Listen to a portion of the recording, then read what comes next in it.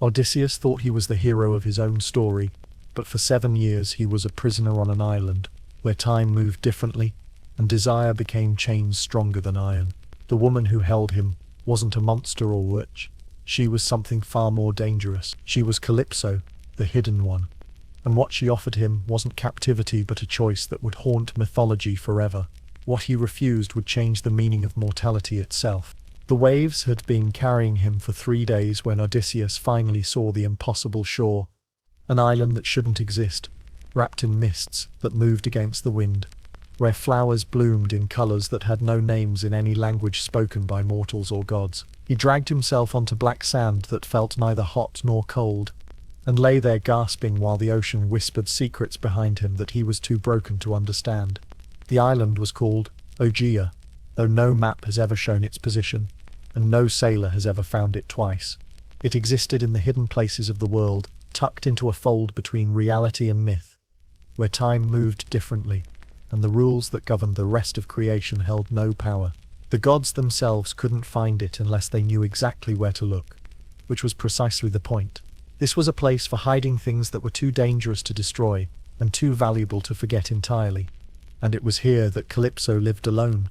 She wasn't waiting for him, exactly.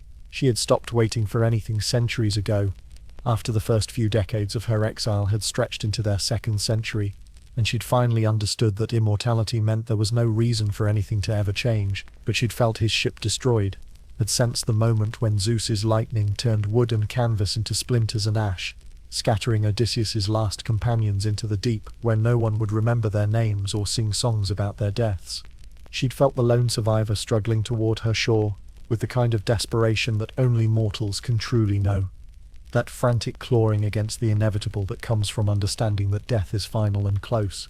It stirred something in her she'd thought had gone quiet long ago, a curiosity about the world beyond her prison paradise, about the lives that burned bright and brief like candle flames in the endless dark.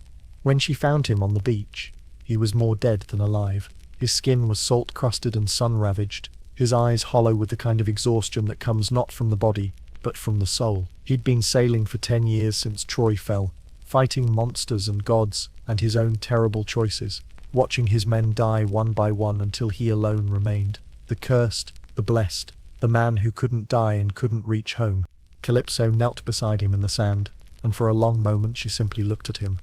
Not with desire, not yet, with recognition, because she understood what it meant to be trapped, to be unable to die or move forward, to exist in a space where time became meaningless, and each day was identical to the last. She saw in his broken form a mirror of her own immortal isolation, and in that moment of recognition, something clicked into place that neither of them could have predicted, and both would come to regret. She touched his forehead with cool fingers, and he opened his eyes.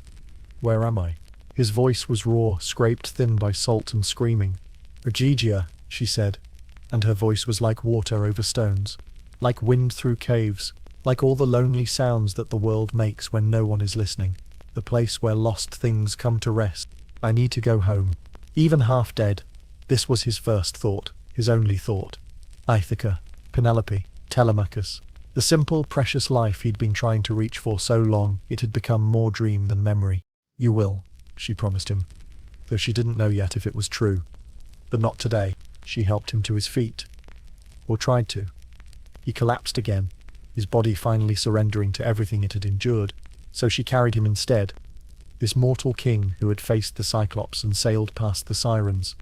This man who thought his strength defined him. She carried him through her garden, where roses bloomed eternal, and fruit trees bore their impossible harvest, through air thick with the scent of honeysuckle and wood smoke, to the caves that were her palace and her prison.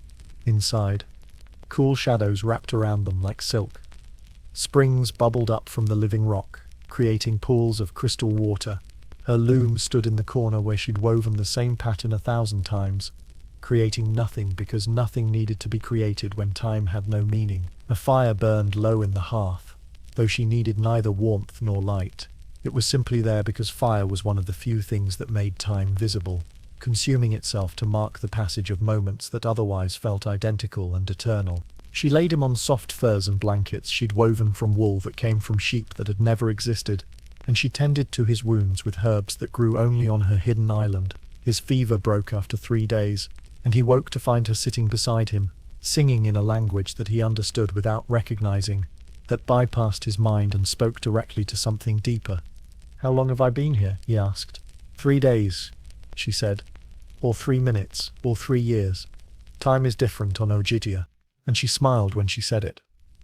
But there was no joy in the expression, only the terrible knowledge of someone who had learned the truth about eternity, that it wasn't paradise but a peculiar kind of death, a forever present that erased both future and past, until nothing remained but an endless, unchanging now.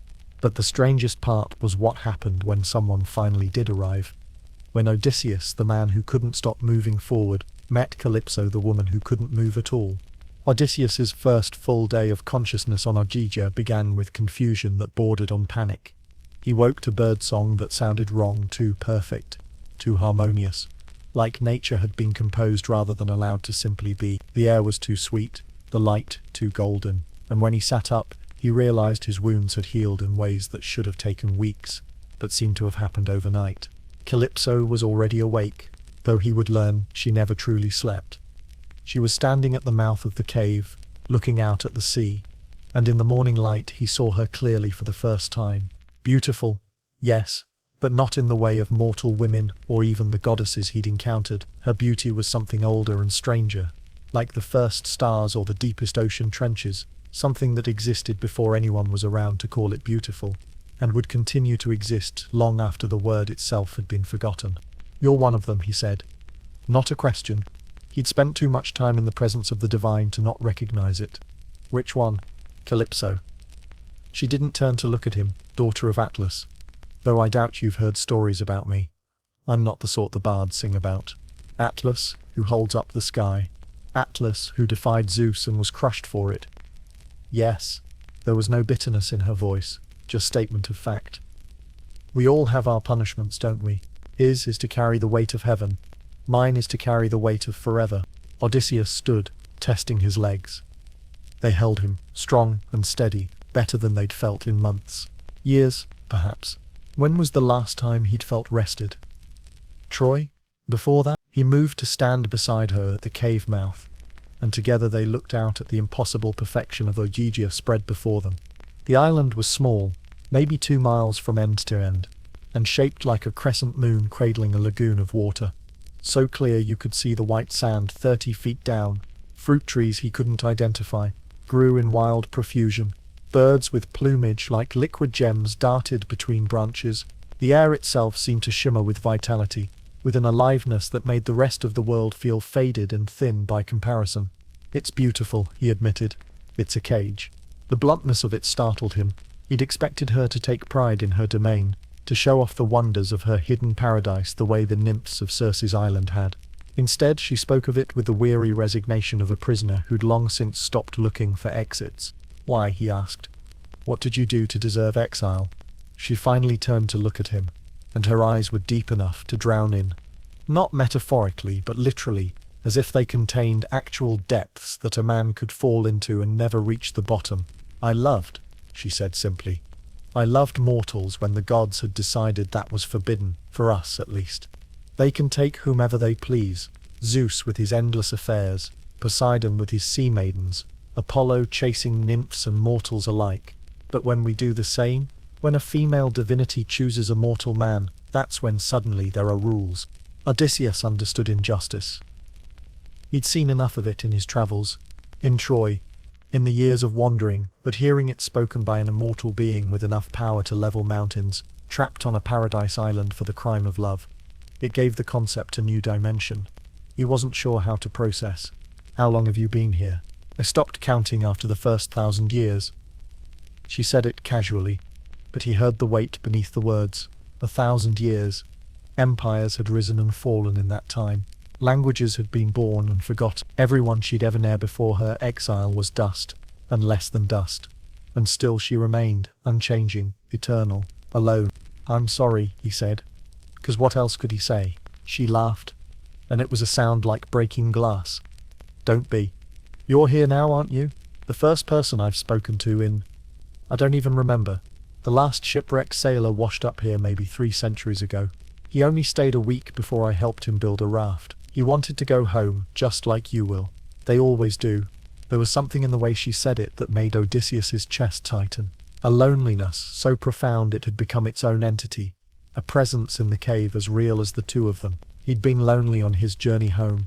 Gods knew, surrounded by men who depended on him but couldn't understand him, facing challenges that isolated him from everyone except the occasional deity who took interest in his fate. But his loneliness was temporary, bounded by the hope of eventual return. Hers was eternal. "How long until you send me home?" he asked, though part of him already knew the answer would be complicated. "As soon as you want to go," she said. "I won't keep you here against your will, Odysseus, son of Laertes.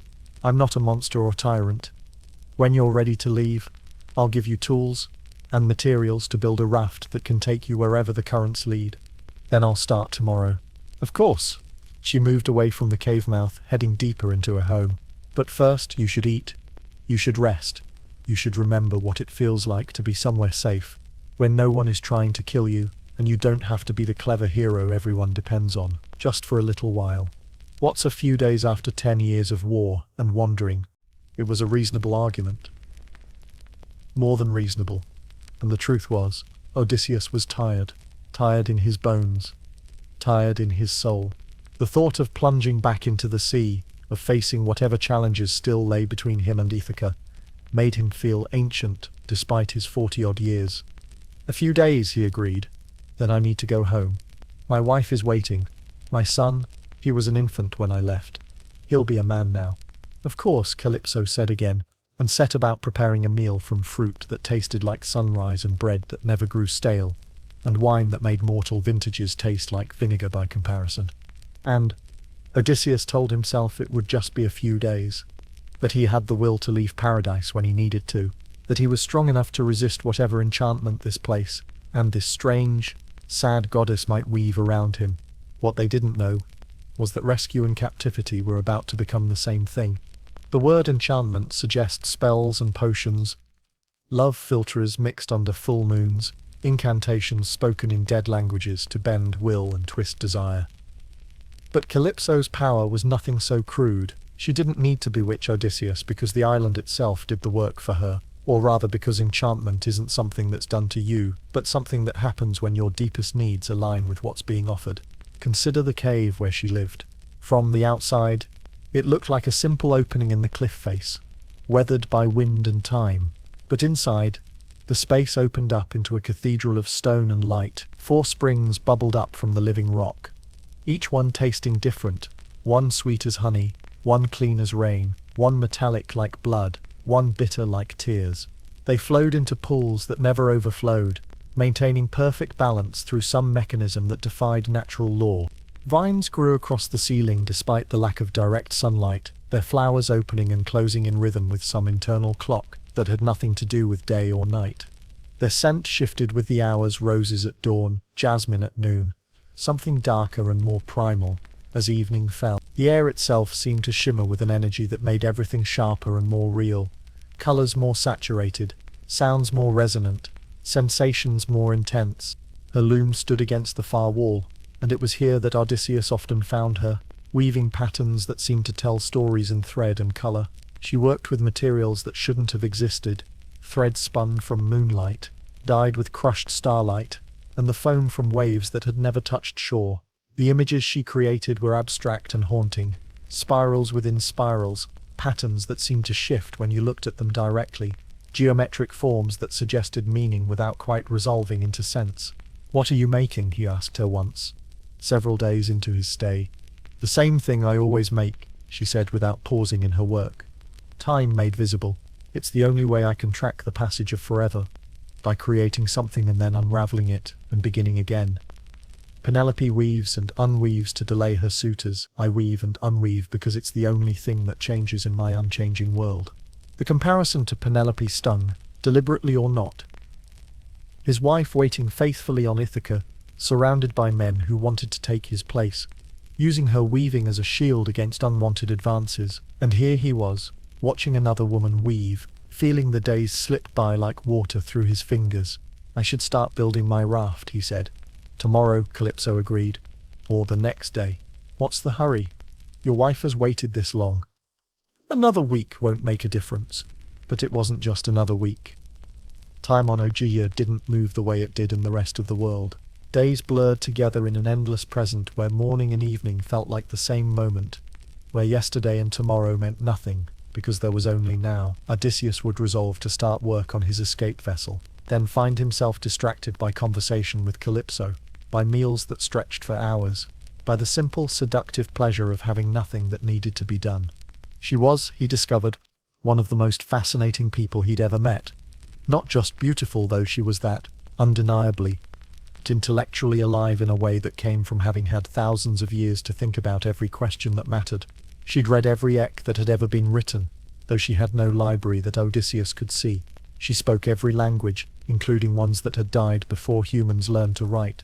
She understood poetry and music, and philosophy with the depth that only eternity could provide. But more than that, she understood him. She knew about Troy without him having to explain, not just the events but the feeling of it. The weight of 10 years of war, the guilt of survival when so many had died. She understood the complexity of his relationship with Penelope, the love that was real, but also bound up in duty and identity and the life he'd left behind. She grasped the burden of being clever, of being the one who always had to have the answer, to see the way through when everyone else was lost. "Do you ever get tired of being Odysseus?" she asked him one evening, as they sat by the fire, sharing wine that tasted like nostalgia itself. The question pierced him. Yes, he admitted. Gods, yes. The man of many ways, the trickster, the survivor. Sometimes I just want to be Odysseus, son of Laertes, husband to Penelope, father to Telemachus. Not the hero, just the man. Here you can be, she said softly. Here, you don't have to be anything except whatever you want to be. No one needs you to save them. No one depends on your cleverness. You can just be. It was seductive in a way that had nothing to do with physical desire, though that was there too, undeniably, an electric current that ran between them from that first moment on the beach. She never pushed, never demanded, but her presence was a constant invitation to let go, to stop fighting, to rest, and slowly, without quite meaning to, he did. They swam together in the lagoon, where the water was so clear you could see 100 feet down to where strange fish moved in the deep, like liquid dreams. She taught him songs in languages that predated human speech, harmonies that seemed to resonate with the bones of the earth itself. They talked for hours about everything and nothing about the nature of the gods, and the meaning of mortality, about whether true loyalty could exist alongside desire, about what home really meant, and whether you could ever truly return to a place once you'd left it. But her greatest power wasn't what she could give, it was what she could make you want to stay for. And somewhere in those timeless days and endless conversations, Odysseus stopped talking about building a raft. He stopped counting the time that passed. He stopped thinking about Ithaca, except in abstract moments that felt increasingly distant and unreal. Because Calypso wasn't holding him prisoner with chains or spells. She was offering him something far more dangerous, a life without struggle, without loss, without the crushing weight of heroic expectation. She was offering him peace.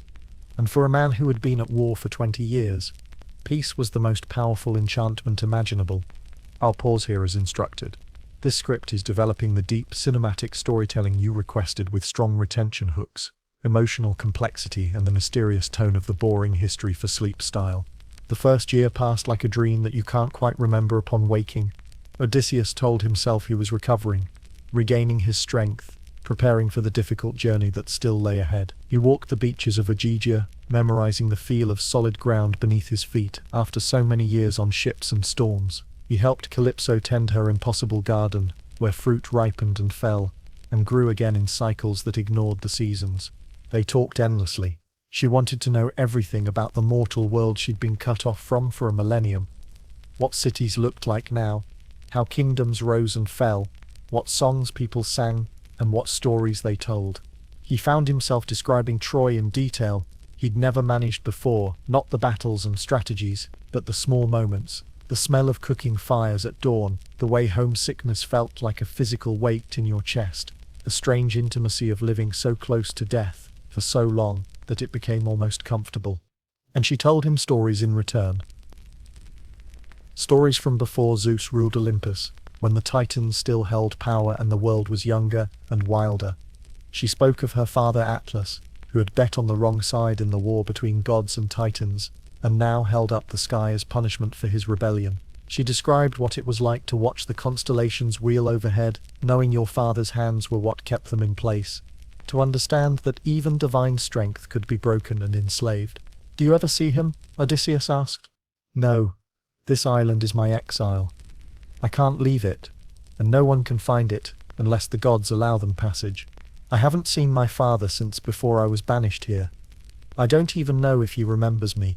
The loneliness in her voice was so vast it had its own gravity, and Odysseus, despite himself, felt something shift in his chest. Sympathy, yes, but also recognition. They were both exiles in their own way, both trapped by circumstances beyond their control, both carrying burdens that no one else could fully understand. The second year began without him quite noticing. Time on Aegegia didn't mark itself in clear boundaries. There were no seasons to track, no festivals to celebrate, no external events to create the sense of forward motion. Instead, there was only the eternal present, the sound of waves on shore, the taste of fruit that never varied, conversations that circled back on themselves, like the patterns Calypso wove on her loom. Odysseus still spoke of home, but the words began to sound hollow, even to his own ears. Penelope was waiting, yes. Telemachus was growing up without him, yes. His kingdom needed him, yeah. But these facts had started to feel abstract, like stories he'd heard about someone else's life rather than memories of his own past. He made love to Calypso, because how could he not? She was beautiful and kind and present in a way that Penelope couldn't be from across the sea. She understood him in ways his wife never had, never could have, because Penelope was mortal and young and had never seen the things he'd seen. There was no betrayal in it, he told himself. Or if there was, it was a betrayal forced upon him by circumstances beyond his control. He was trapped here. What was he supposed to do? But the truth, which he couldn't quite admit to himself yet, was that he wasn't trapped at all. Calypso had promised from the beginning that she would help him leave, whenever he wanted. She'd never wavered from that promise, never hinted at changing her mind. The cage existed only in his own willingness to stay. By the third year, something darker had begun to take root beneath the paradise. Odysseus found himself standing on the cliffs at the western edge of the island, staring out at the horizon where the sun set in impossible colors that hurt to look at. The sea stretched away forever, and somewhere beyond that endless expanse was Ithaca, home, Penelope, the life he'd left behind. He wept sometimes, though he didn't fully understand why. He had everything a man could want, a goddess who loved him, a place where he'd never age or sicken or die, food and wine and comfort and beauty beyond mortal comprehension. And yet he felt something hollow growing inside him, an emptiness that all of Aegia's wonders couldn't fill. Calypso watched him with eyes that held too much understanding.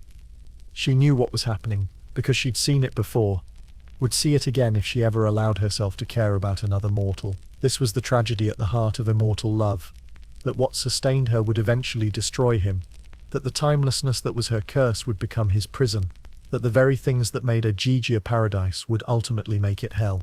"You're dying here," she said to him one evening after finding him on the cliffs again, staring westward with that lost look on his face.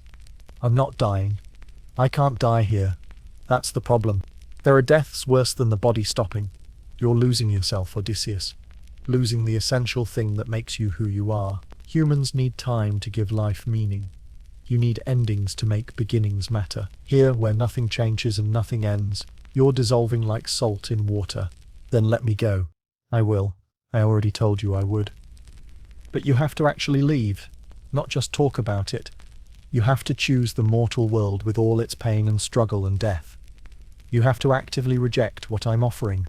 "And what are you offering?" She turned to face him fully, and in the dying light she looked more beautiful and more terrible than ever. "Immortality," she said simply. "I can make you a god, Odysseus. Not a half-god like Heracles. Not a shade in the underworld like Achilles. A true immortal, ageless and deathless, free from time's grip forever. Stay with me, and you'll never grow old. You'll never sicken. You'll never die. Isn't that what every hero dreams of? Eternal life, eternal glory, eternal youth." The offer hung between them like a physical thing, solid and heavy and real. And Odysseus felt the weight of it, pressing down on him, demanding an answer. By the 4th year, they'd settled into a routine that felt like marriage and imprisonment all at once. They woke together in the cave, tangled in blankets woven from thread that had no earthly origin. They broke their fast on fruit and bread, while watching the sun climb over the eastern sea. Calypso would work at her loom, creating and destroying her tapestries in an endless cycle, while Odysseus walked the island, or swam in the lagoon, or simply sat and thought about everything and nothing. They made love in the afternoons, and it was genuinely good, genuinely tender. She cared for him. He knew that, could feel it in every touch. And he cared for her in return. This lonely goddess who'd been punished for the crime of loving mortals. But caring wasn't the same as choosing, and pleasure wasn't the same as happiness. The 5th year brought a new kind of desperation. Odysseus began building rafts in secret, hidden in small coves around the island where Calypso wouldn't see them. He'd work for days, assembling logs and vines into something that might float, might carry him away from paradise. But every time he finished one, he'd look at it and see how pathetically inadequate it was. A fragile construction of wood and rope against the infinite sea. Certain destruction waiting for anyone foolish enough to trust it. And he'd realize that he was making them deliberately weak, sabotaging his own escape. Because some part of him wasn't ready to leave yet. Some part of him wanted to stay in this timeless place where he didn't have to be the hero, didn't have to be responsible, didn't have to face whatever waited for him in Ithaca after 20 years of absence. Calypso found one of his rafts eventually. She stood looking at it for a long time before speaking. "You know this wouldn't make it a mile from shore," she said quietly. "I know. You know I'd build you a proper vessel if you just asked. Sturdy enough to carry you home, provisioned with food that won't spoil and water that will never run dry. I'd even ask the gods to ensure favorable winds if you wanted. I know. So why do you keep building these death traps in secret?" He couldn't answer. Because the truth was too complicated and too simple at once. He wanted to leave, but he wanted to stay. He loved Penelope, but he loved Calypso too. He longed for home, but home had started to feel like a story someone had told him once. Beautiful, but unreal. The 6th year was the hardest. Odysseus stopped pretending he was going to leave. He stopped building useless rafts or talking about Ithaca, except in vague terms that acknowledged his past life without really engaging with it. He surrendered to the timelessness of Aegeia and let himself dissolve into it like honey into water. He should have been content. He had a goddess who loved him, who made him immortal through her presence, who asked nothing of him except that he exist and be himself. But humans aren't built for contentment. They're built for struggle, for change, for the bittersweet beauty of things that end. Without those things, even paradise becomes a kind of death. Calypso saw what was happening to him and grieved for it. She'd take his face in her hands and look into his eyes, as if searching for something she'd lost. "I'm killing you slowly," she'd whisper. "Loving you is killing you." "Then stop loving me." "I can't. That's my curse, remember? I fall in love with mortals. I can't help it any more than you can help needing to go home." By the 7th year, Odysseus had become a ghost, haunting his own life. He went through the motions, ate, spoke, made love, walked the beaches, but something essential had leaked out of him like water from a cracked vessel. He spent hours staring at the sea, and Calypso would find him there at dawn or dusk, or the strange neither time that passed for night on Aegeia, motionless as stone, tears streaming down his face for reasons he couldn't articulate. She'd sit beside him in those moments, not speaking, just present. And sometimes she'd cry too, for the impossibility of their situation, for the cruelty of a cosmos that would create love between immortals and mortals, and then punish them both for feeling it. Yet beneath all this beauty, something darker was taking root. The night Calypso made her offer explicit, the stars wheeled overhead in patterns that had no relation to the constellations Odysseus knew. They sat on the beach where he'd first washed ashore 7 years ago, though it could have been 7 days or 7 centuries for all that time meant. On Aegeia, the sand was still warm from the day's heat, and the waves whispered secrets in a language that predated human speech. "I need to know," Calypso said, her voice barely audible above the surf. "Before I let you go, and I will let you go, Odysseus, I promise you that I need to know if you've truly considered what I'm offering. Immortality." He didn't say it like a question. They'd danced around this topic for years, but tonight felt different. Final. like a door was about to close that could never be reopened. Not just immortality. Divinity. Godhood. I can make you what Heracles became only after his death. What Achilles achieved only as a ghost. You could become truly immortal, ageless, deathless, free from every limitation that mortality imposes. She turned to face him, and in the starlight her eyes were depthless. Think about what that means. You'd never grow old, never sicken, never feel your body failing as the years accumulate. You could have centuries to pursue whatever interested you, become the greatest poet or philosopher or strategist the world has ever known. You'd have time to understand everything, experience everything, master everything you'd ever dreamed of mastering. And I'd have to stay here. Yes, she didn't try to soften it. This island is my prison and my protection both. I can't leave it, and neither could you if you accepted my gift. But is that really such a terrible fate, to live in paradise forever with someone who loves you, who understands you, who asks nothing of you except that you be yourself? Odysseus picked up a handful of sand and let it run through his fingers. In the strange light of Ogygia's night, each grain seemed to glow with its own inner luminescence. You know the story of Tithonus? He asked. The mortal who was granted immortality but not eternal youth. He grew older and older forever until he became a cricket, begging for death that would never come. Yes, I know it. Every immortal knows that cautionary tale. She smiled, but there was no humor in it. I'm not offering you Tithonus's fate. The immortality I give would include eternal youth, eternal health, eternal vitality. You wouldn't decay. You'd simply be forever. That's almost worse. She flinched as if he'd struck her. How can eternal life be worse than death? Because humans need death, he said slowly, working it out as he spoke. We need endings to give beginnings meaning. We need loss to understand value. We need time to be limited so we learn to treasure it.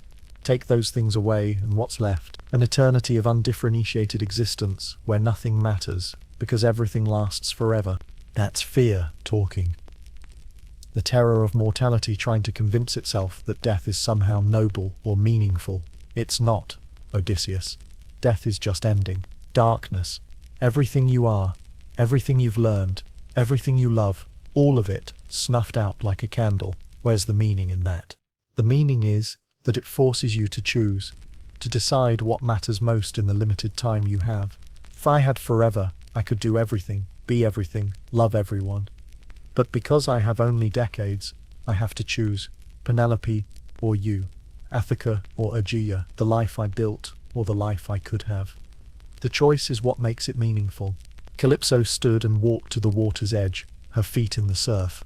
You're lying to yourself, she said, but gently, without accusation. You're telling yourself this story about meaningful mortality because you're terrified of what immortality would require you to give up. But the truth is simpler and uglier. You want to go home, because humans are fundamentally incapable of accepting happiness when it's offered to them. Maybe that's true. He joined her at the water's edge. Or maybe home isn't about happiness. Maybe it's about belonging, about being part of something larger than yourself, about contributing to a world that will continue after you're gone. Here, with you, I'd be outside time, outside the flow of human generations. I'd watch civilizations rise and fall from a distance, never participating, never mattering, never making a difference. You'd matter to me, I know, and you matter to me, Calypso. More than you probably believe. But mattering to one person, even an immortal person, even a goddess, isn't the same as being woven into the fabric of the world. I need to matter to people who'll die. I need to be part of the story that mortals tell each other, the chain of generations that passes knowledge and love and purpose forward through time. She was silent for a long time, and when she finally spoke, her voice was thick with tears. So you're choosing death, choosing decay, and loss, and suffering, and the final darkness, choosing to grow old, and watch your wife grow old, and watch your son grow old, and eventually die. All of you returning to dust while I remain here unchanged, remembering you for the next 1,000 years. I'm choosing life, he said. Real life, mortal life. The kind that has stakes and consequences and meaning precisely because it ends. Then you're a fool. Probably. He almost smiled. But I'm a mortal fool. That's the point. Calypso turned to him then, and her face was terrible and beautiful, in equal measure. I could force you, she said. I have that power. I could make you immortal against your will, trap you here in paradise forever. The gods have done worse things to mortals they loved. I know, but you won't. How are you so sure? Because you're not like the other gods. You've been punished for loving mortals too well, for caring about their choices and their freedom. If you forced me to stay, you'd become exactly what the Olympians accused you of being. And I don't think you can do that.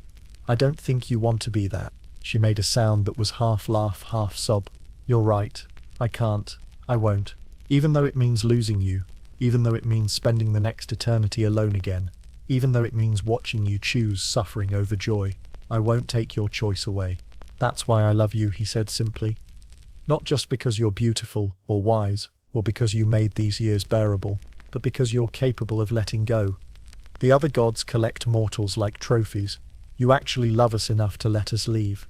They stood together at the edge of the sea, as the impossible stars wheeled overhead, and the only sound was the waves, and their breathing, and the ache of something beautiful ending.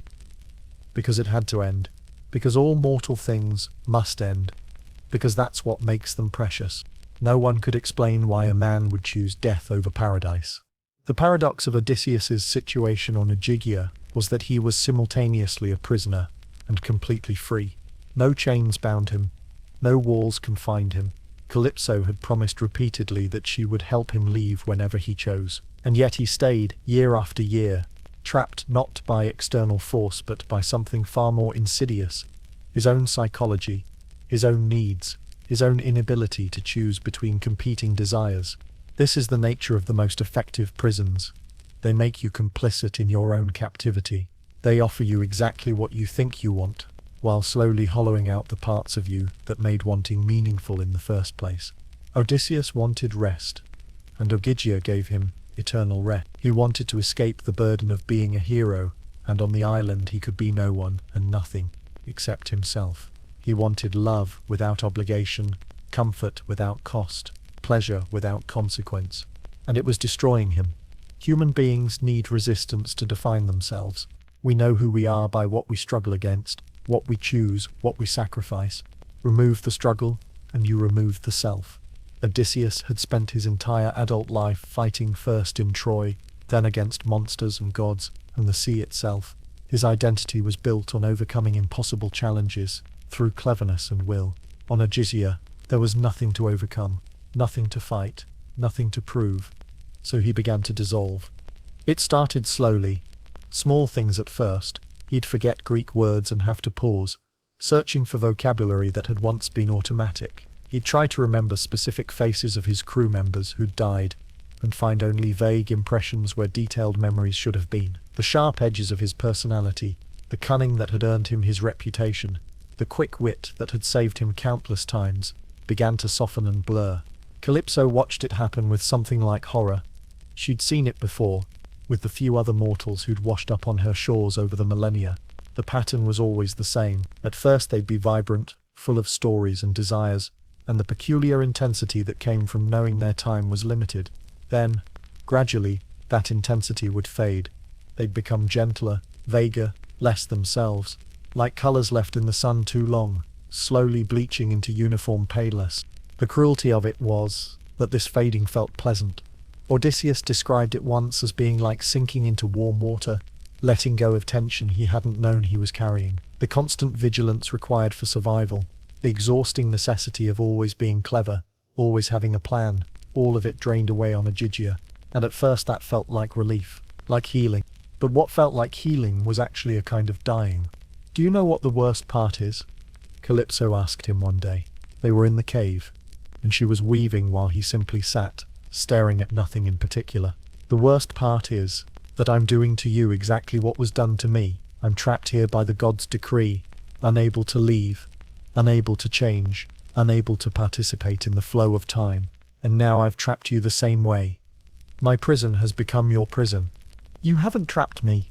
You've said I can leave. Saying it doesn't make it true. I've made it so comfortable here that leaving requires more will than staying. I've given you everything you need so that you've forgotten what you want. That's not freedom, Odysseus. That's just a more sophisticated form of captivity.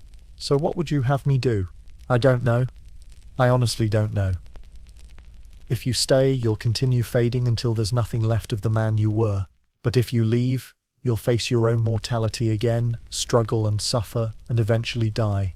Both choices lead to losing you. I lose you either way. This was her own prison, of course.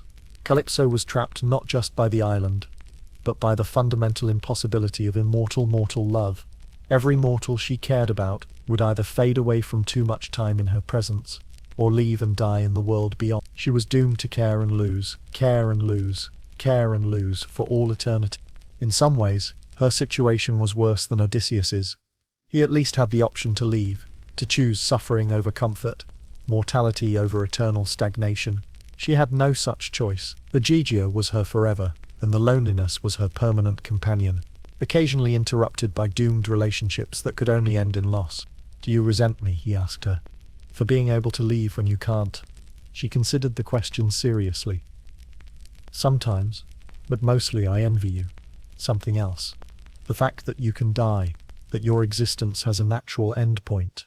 I'll never know that relief. I'll be here when the last human draws their final breath, when the sun burns out and the earth grows cold, when even the gods themselves fade into nothing, and I'll still be here, alone, unchanging, eternal. That sounds like hell." "It is. But it's the hell I was born into, so I suppose I should be used to it by now." She laughed bitterly. "Except you never get used to eternity. That's the secret the myths don't tell you. Immortality doesn't make you wise or peaceful or accepting. It just makes you tired, so profoundly tired that you can't even imagine what rest would feel like." They sat in silence after that, two prisoners contemplating their respective cells, one made of water and magic, the other made of time and flesh. And perhaps for the first time, they truly understood each other's suffering, not just intellectually but viscerally, in the way that only shared pain can teach.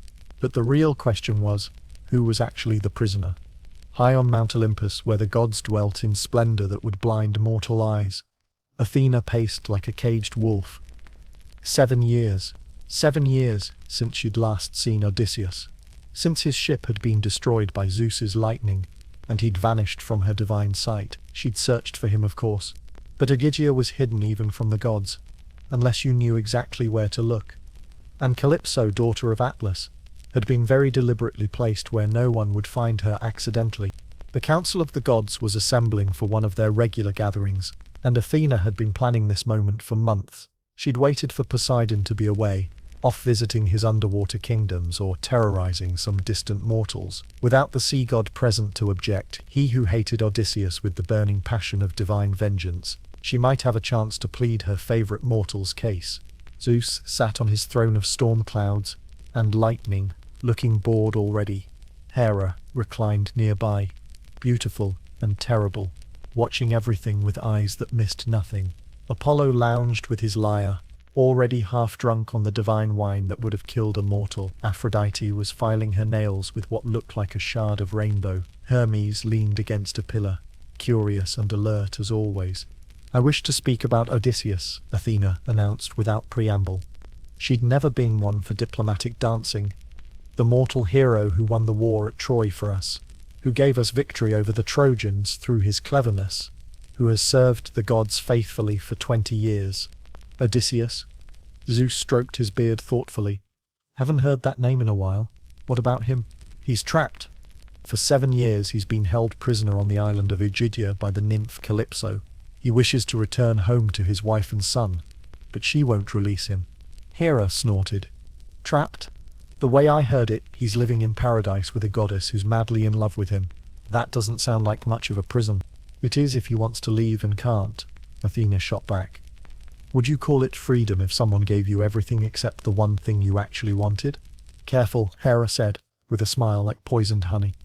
"That comes dangerously close to describing my marriage." Zeus cleared his throat awkwardly. "The boy's fate has been complicated. My brother Poseidon has a legitimate grievance against him for blinding Polyphemus. The law allows for divine vengeance in such cases. Poseidon has already had his vengeance. He's killed all of Odysseus's men, destroyed his ships, kept him wandering for 10 years. At some point, enough is enough. Or are we immortals so petty that we can't let go of grudges even after extracting a terrible price?" Apollo stirred from his lounging. You know, she has a point. The war's been over for a decade. How long are we going to keep punishing the same mortals? Gets boring after a while. This isn't about entertainment, Athena said sharply. This is about justice. Odysseus has suffered enough. He's paid for his hubris, his mistakes, his offences against divine dignity. Let him go home. Let him see his wife and son before he's too old to enjoy the life he fought so hard to return to. Zeus considered this. The king of gods was many things. Philanderer, tyrant, schemer. But he wasn't entirely unfair. He understood the concept of balanced scales, of punishments fitting crimes. And Athena was right. Odysseus had paid heavily for his transgressions. What would you have me do? Zeus asked. Calypso holds him on Ogygia. That island is beyond even my easy reach. She's Atlas's daughter, and he was my enemy in the war. Should I really interfere in her private affairs to benefit one mortal man? Yes, Athena said simply. Because that's what gods are supposed to do.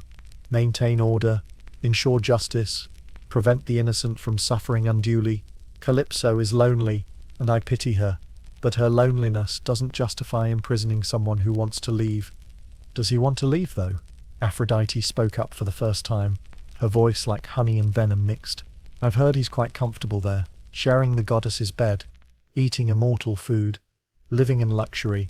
Men have suffered worse fates. He weeps on the shore every day, Athena said quietly. He stares westward toward home and cries for what he's lost. Does that sound like a man content with his paradise? The assembled gods shifted uncomfortably. Divine beings didn't like to think too deeply about mortal suffering. It made their own behavior harder to justify. Better to imagine that humans were simple creatures who enjoyed pleasure and feared pain, rather than complex beings who could be miserable even in paradise if they were denied the thing they truly wanted. I'll make a deal with you, Zeus said finally. Poseidon is away, as you noted. In his absence, I'll order Calypso to release Odysseus. But understand this. Once the man is at sea again, my brother's vengeance remains valid. If Poseidon wants to send another storm, destroy another ship, make his journey home even more difficult, that's within his rights as an aggrieved god. I'm simply ensuring that Odysseus has a chance, not guaranteeing his success. That's all I ask, Athena said, bowing her head. A chance. He'll make his own success from there. He always has. Zeus nodded and gestured to Hermes. Go to Ogygia. Tell Calypso that she must release Odysseus. The mortal has served his sentence, such as it was. Let him build a raft and sail home. That is my decree as king of gods. Hermes straightened. Suddenly all business. As messenger of the gods, he took his duties seriously, even when he found them personally distasteful.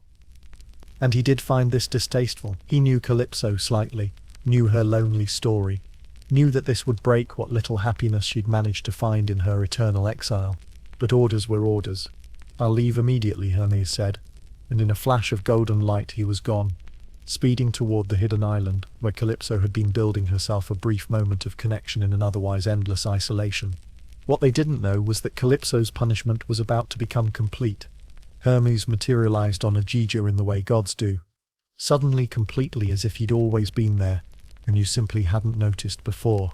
He appeared at the entrance to Calypso's cave, where the springs bubbled and the vines grew, and the air smelled of flowers that had no earthly name. Inside he could hear her singing, her voice weaving harmonies that predated human music, that came from a time when the world was younger and stranger. He hated this task. Of all the gods, Hermes perhaps understood mortals best.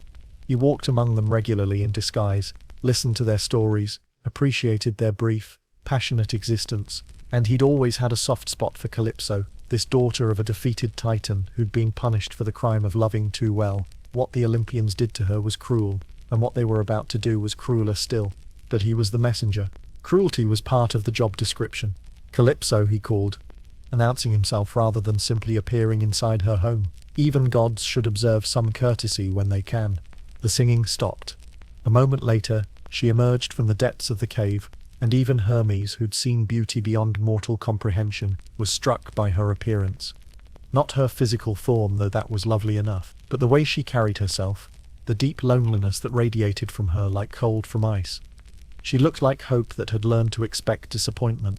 Hermes. She didn't sound surprised. I wondered when you'd come. Or one of the others. It's been 7 years. Long enough for the gods to notice, apparently. You know why I'm here. Zeus wants him released. It wasn't a question. Yes. Those are my orders. To tell you that Odysseus must be allowed to return home. That his time here is ended by divine decree. Calypso laughed. And it was a sound like breaking glass. Divine decree. How official that sounds. How formal and legal and just. She moved past Hermes to stand at the cave mouth, looking out at her island paradise that was also her eternal prison. Did Zeus send Athena to argue his case? Of course he did. She's been protecting that mortal since Troy.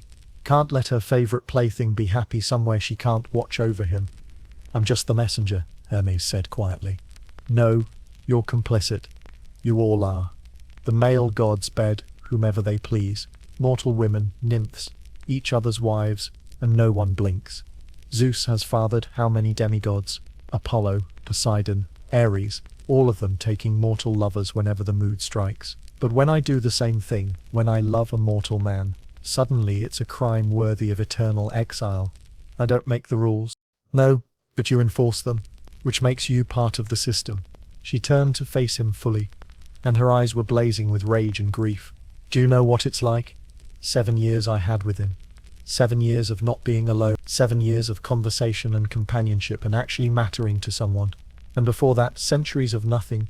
Millennia of solitude broken only by brief visits from gods who came out of duty or curiosity, never genuine interest. He was the first person in 1,000 years to see me as something other than a cautionary tale.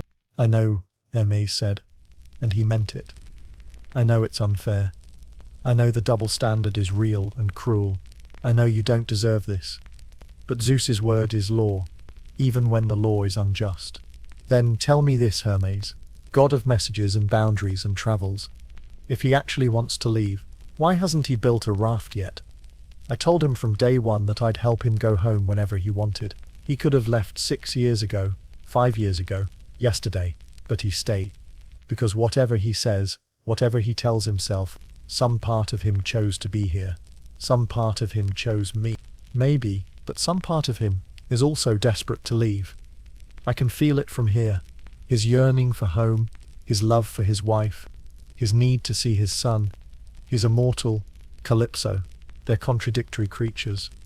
They can want two opposite things at the same time and be torn apart by the conflict. So I'm supposed to be the noble one. Let him go even though it breaks my heart. Even though it means returning to an eternity of loneliness. Even though I'm losing the only thing that's made my existence bearable in 1,000 years. Because the gods decree it. Because Athena prefers him to be miserable in Ithaca, rather than content here. Because Zeus says so. Her voice cracked on the last words, and Hermes saw tears streaming down her face. Not delicate, beautiful tears, but the ugly, wrenching sobs of someone who's tried so hard to be strong and can't maintain the facade any longer. I'm sorry, Hermes said. And he was, truly, I'm sorry. If it were up to me, but it's not up to you. It never is. The powerful make decisions and the powerless suffer them. That's how Olympus works. That's how it's always worked. She wiped her face with the back of her hand, composing herself with visible effort. Fine. Tell Zeus I'll obey. I'll give Odysseus tools and materials to build a proper raft. I'll provision it with food that won't spoil and water that will never run dry. I'll even ask for favorable winds if the king of gods deigns to grant them. But make sure Zeus knows this. I'm not releasing Odysseus because I fear divine punishment or respect Olympian law. I'm letting him go because I love him too much to keep him here against his deepest wishes. Can your precious Olympians say the same about anyone they've claimed to love? Hermes had no answer to that. Because the truth was, most of the gods loved like children. Possessively, selfishly, without real regard for the agency or wishes of their beloved. They collected mortals like trophies, used them for pleasure or political advantage, and discarded them when they became inconvenient. What Calypso was offering to do, truly letting go of someone she loved because their happiness mattered more than her own, was a form of love most gods couldn't comprehend. I'll tell him, Hermes said. And I'll remember what you said. Maybe it will matter someday. It won't, Calypso said, but without bitterness. Just tired certainty. nothing matters in the end. Not love, not sacrifice, not even divine decrees. There's just time and loneliness, and the endless repetition of the same patterns. But at least I'll know I tried. At least I'll know I loved well, even if I loved unwisely. Hermes left then, flashing back to Olympus to report that the mission was accomplished, that Calypso would obey, that Odysseus would soon be free to face whatever fate awaited him beyond Aegea's shores. He didn't mention the depth of her grief or the injustice of the situation, or the fact the gods were, as usual, solving one problem by creating another. That wasn't part of his job description. Yet, even in her grief, she would show a grace the gods themselves had never managed. To understand why Calypso was exiled to Aegea, you have to understand the unwritten laws that govern divine behavior, laws that were rigorously enforced when it came to goddesses and nymphs, but mysteriously ignored when gods were the transgressors. The double standard wasn't accidental. It was built into the very structure of Olympus, encoded in divine politics as firmly as the laws of physics were encoded in the mortal world. Long before Odysseus washed up on her shores, long before she became known as the nymph who held the hero captive, Calypso had been free to move through the world. As the daughter of Atlas, the Titan who'd fought against Zeus in the Great War, and now held up the sky as eternal punishment, she occupied an uncomfortable position in the new divine order, not quite trusted, not quite condemned, existing in the liminal space between loyalty and suspicion. She'd been young by immortal standards, only a few thousand years old, when she'd first encountered mortal men. This was in the early days after the Titanomachy, when the wounds of divine war were still fresh, and the new Olympian order was establishing its rules. Mortals were barely more than clever animals then, living short and brutal lives in caves and crude shelters. But they possessed something the gods lacked: urgency, passion, the ability to love and fight and create and destroy with an intensity that came from knowing their time was limited. Calypso had been fascinated. The first mortal she'd loved was a shepherd named Alexios. He'd stumbled into a sacred grove where she was bathing, and by all rights she should have killed him for the transgression that was the standard divine response to mortal intrusion. But instead, she'd talked to him, learned about his life, his fears, his small hopes for a good harvest, and a kind wife. He was 23 years old, and would be lucky to see 40, and yet he spoke of his future with certainty and planning that amused and moved her. They became lovers. For 3 years Calypso would descend from Olympus to visit Alexios in his humble village. She'd walk among mortals in disguise, learning their ways, coming to appreciate the strange beauty of ephemeral existence. When Alexios grew sick in his 27th year, she'd considered making him immortal, but decided against it.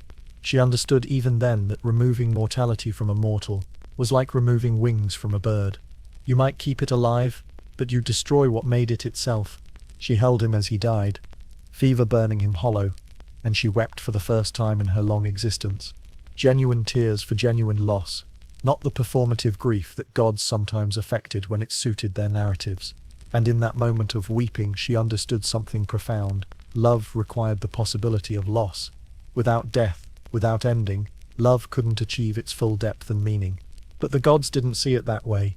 Hera, always alert to potential threats to divine order, had noticed Calypso's frequent absences from Olympus. The Queen of Gods had dispatched spies, minor nymphs and spirits, who reported back that Atlas's daughter was consorting with mortals, not just in the casual, exploitative way gods usually did, but forming genuine relationships, loving them. This was deemed dangerous.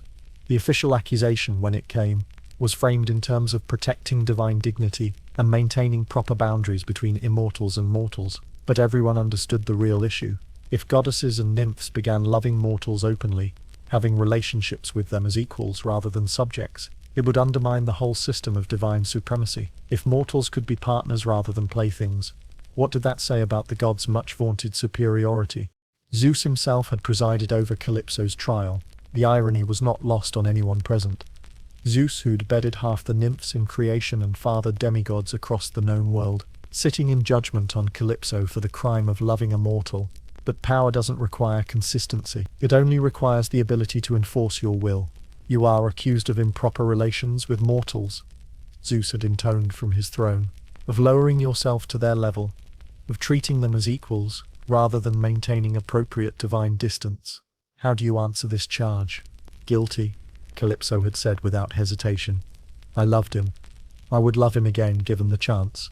I see no crime in treating a mortal with dignity and respect. Hera had smiled at that, not with warmth but with satisfaction. No crime? You are daughter of Atlas, who rebelled against Olympus. Your very bloodline is suspect, and now you admit to forming attachments to mortals that could be used against us. What's to stop you from helping mortals overthrow divine rule, as your father tried to do? The fact that I have no interest in political power, that I simply want to live my life in peace.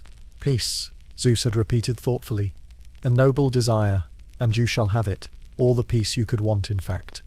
Unlimited time for peaceful contemplation. We're exiling you to Ogygia, an island hidden from mortal eyes, shielded even from divine sight, unless one knows exactly where to look. There you will remain for all eternity, unable to leave, unable to threaten our order with your inappropriate affections. And what of male gods who do the same thing? What of your countless affairs with mortal women? Where's their punishment? We maintain proper perspective, Zeus had said coldly. We take what pleasure we find in mortal company, but never mistake them for our equals. You, apparently, need distance to learn that lesson. Hermes will escort you to your new home. May you find the wisdom in solitude that you couldn't find in liberty. The sentence was carried out immediately. No appeal, no second chance, no mercy. Hermes had taken her to Ogygia with genuine apology in his eyes, but apology without action is just another form of complicity, and so Calypso had begun her eternal exile, trapped on a paradise island that was also a perfect prison, cut off from the world she'd loved, from the mortals she'd cared for, from any possibility of change or growth or freedom. Centuries had passed. Other nymphs who'd been caught loving mortals had been given similar sentences, scattered to hidden islands across the Mediterranean, where they couldn't threaten divine order. Meanwhile, Zeus continued his affairs with mortal women. Apollo chased nymphs and shepherds. Poseidon seduced sea maidens and coastal villagers. Ares bloodied himself with mortal warriors in ways that transcended simple battle, and everyone pretended not to see the double standard. This was the world that Odysseus had stumbled into when he washed up on Ogygia's shore. A world where Calypso's love had been criminalized while the gods' exploitation was celebrated, where genuine feeling was punished, and casual cruelty was ignored, where the only real crime was treating mortals as something other than entertaining pets. But the strangest part was what the gods were really afraid of. The morning after Hermes' visit, Calypso found Odysseus on the western shore, staring at the horizon, as he'd done nearly every day for 7 years. But something was different in his posture today, a new tension, a readiness that hadn't been there before. He'd felt it too, somehow, the shift in the cosmic order, the divine decree that would finally set him free. Zeus has ordered me to release you, she said, without preamble. She'd never been good at subtle approaches, at dancing around difficult truths. You're free to go home. I'm to help you build a raft and provision it for your journey. Odysseus turned to her, and his expression was complex, relief and guilt, and something like sorrow all mixed together. When did the order come? Last night? Hermes delivered it personally. Very official, very formal. The king of gods has decreed that you've served your sentence for whatever crime they think you've committed by being here. Calypso, don't. She held up a hand. Don't apologize, or thank me, or try to explain your feelings. I understand. You want to go home. You've always wanted to go home. I let myself forget that for a while, let myself believe that what we had here could be enough. But I was lying to myself. It's not that what we had wasn't real. It was real. It just wasn't enough. And that's okay. I'm not mortal, Odysseus. I don't need you to love me most or best. I just need to know that what we shared mattered, that I wasn't just a pleasant distraction between Troy and Ithaca. He stepped closer and took her hands. You were never a distraction. These years with you, they're the only peace I've known since I left Ithaca 20 years ago. You gave me something I didn't even know I needed, a place to just be, without duty or expectation, or the weight of other people's needs. I won't forget that. I won't forget you, but you'll still leave. Yes, I have to. Not because I don't care about you, but because I care about Penelope more. Because my son is growing up without a father. Because my kingdom needs me. Because I'm mortal, and my time is limited, and I have to choose how to spend what little I have left. I know I've known since the day you arrived that you'd eventually leave. But knowing something intellectually and accepting it emotionally are different things." She squeezed his hands once, then let go. "Come on. We have a raft to build." They spent the next 4 days working together on what would be Odysseus's vehicle of escape. Calypso led him to a grove of trees that grew near the island's center. Tall, straight timber, perfect for shipbuilding. She provided him with a bronze axe that never dulled, tools that worked with preternatural efficiency, knowledge of construction techniques that would have taken mortal shipwrights years to master. As he worked, she told him everything he'd need to know to survive the journey. Navigate by the stars, always keeping the Great Bear on your left. The current will carry you northeast toward Sharia, where the Phaeacians live. They're good people, they'll help you reach Ithaca, but be careful, Poseidon still hates you. If he discovers you at sea, he may send another storm. I've survived his storms before. You've survived with divine help before. Athena has been protecting you, but there are limits to what even she can do when her uncle is determined to see you suffer. Promise me you'll be careful." "I promise." They worked in companionable silence, and there was something healing about the labor. After years of passive existence, of letting time flow over him, like water, Odysseus was doing something purposeful again, creating something with his own hands, moving toward a goal. It awakened parts of him that had been dormant on Ogygia, reminded him of who he'd been before he became lost in paradise. Calypso watched him transform as he worked. The vagueness that had crept into his eyes slowly faded, replaced by focus and intention.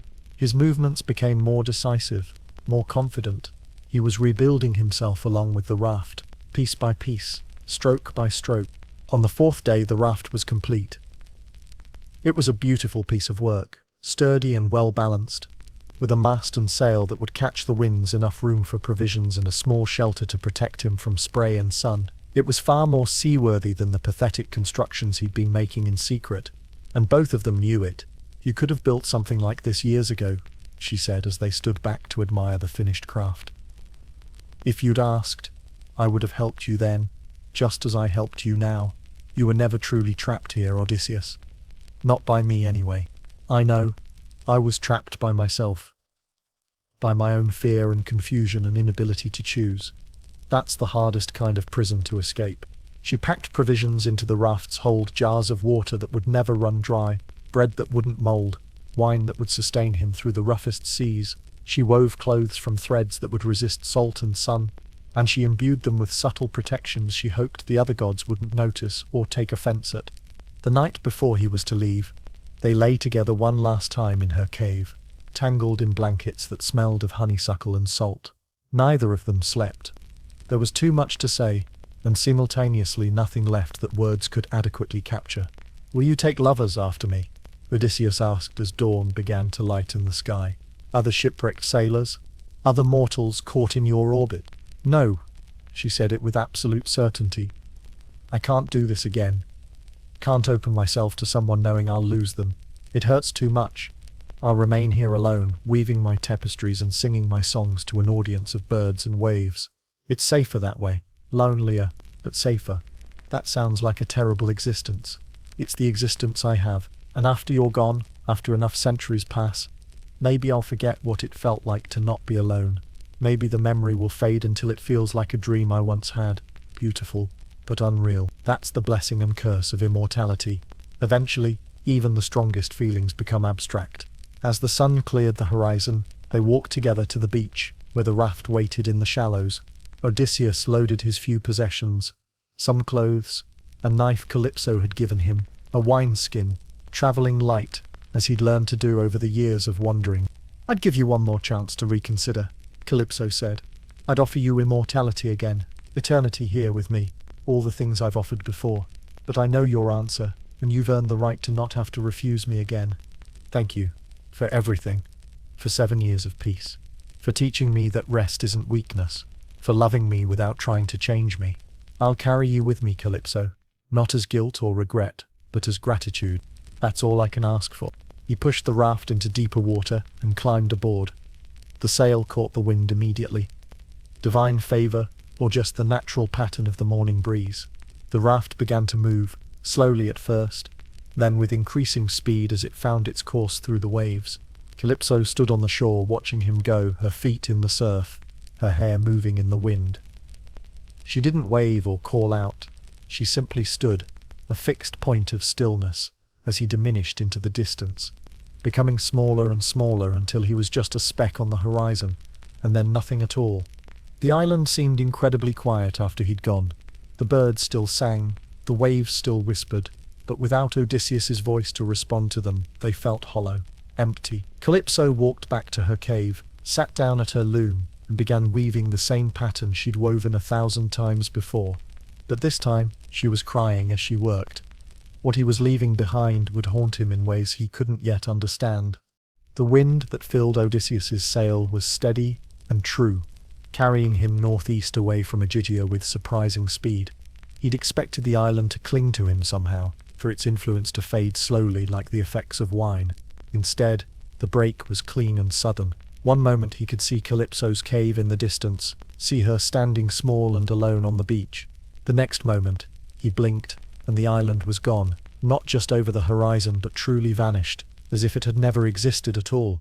That was when the full weight of what he'd done hit him. For 7 years, Calypso had been his entire world. Her voice, her laugh, her presence had filled every moment of every day.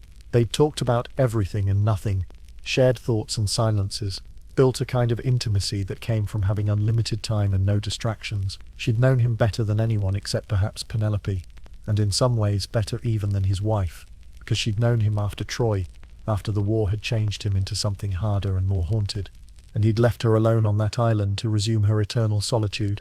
The guilt was sharp and immediate, like a knife between his ribs.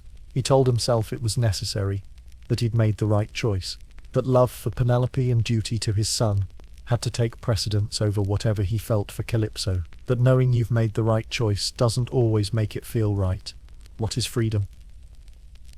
Anyway, Odysseus pondered this as the miles of open ocean stretched before him. He'd thought he was trapped on Ægina, but in retrospect, trapped seemed too simple a word. He'd been caught between competing desires, the desire for rest versus the desire for home, comfort versus meaning, timeless peace versus mortal purpose. Calypso's island had been a physical place, yes, but it had also been a psychological state, a temptation to give up the struggle, to accept paradise and let go of everything else. Leaving hadn't made him free. It had just exchanged one set of chains for another. Now he was bound by duty again, by the promise he'd made to himself and his family to return, by the weight of being Odysseus, clever hero, mortal king, man of many ways and many sorrows. These were chains he'd chosen, certainly, but chains nonetheless. The sea stretched endlessly in all directions, and for the first time in 7 years, Odysseus felt small. On Ægina, even in his captivity, he'd been important. The center of Calypso's attention, the focus of her care, the reason her existence had meaning. Here, alone on the ocean, he was just another speck of mortal life, insignificant against the vast indifference of nature.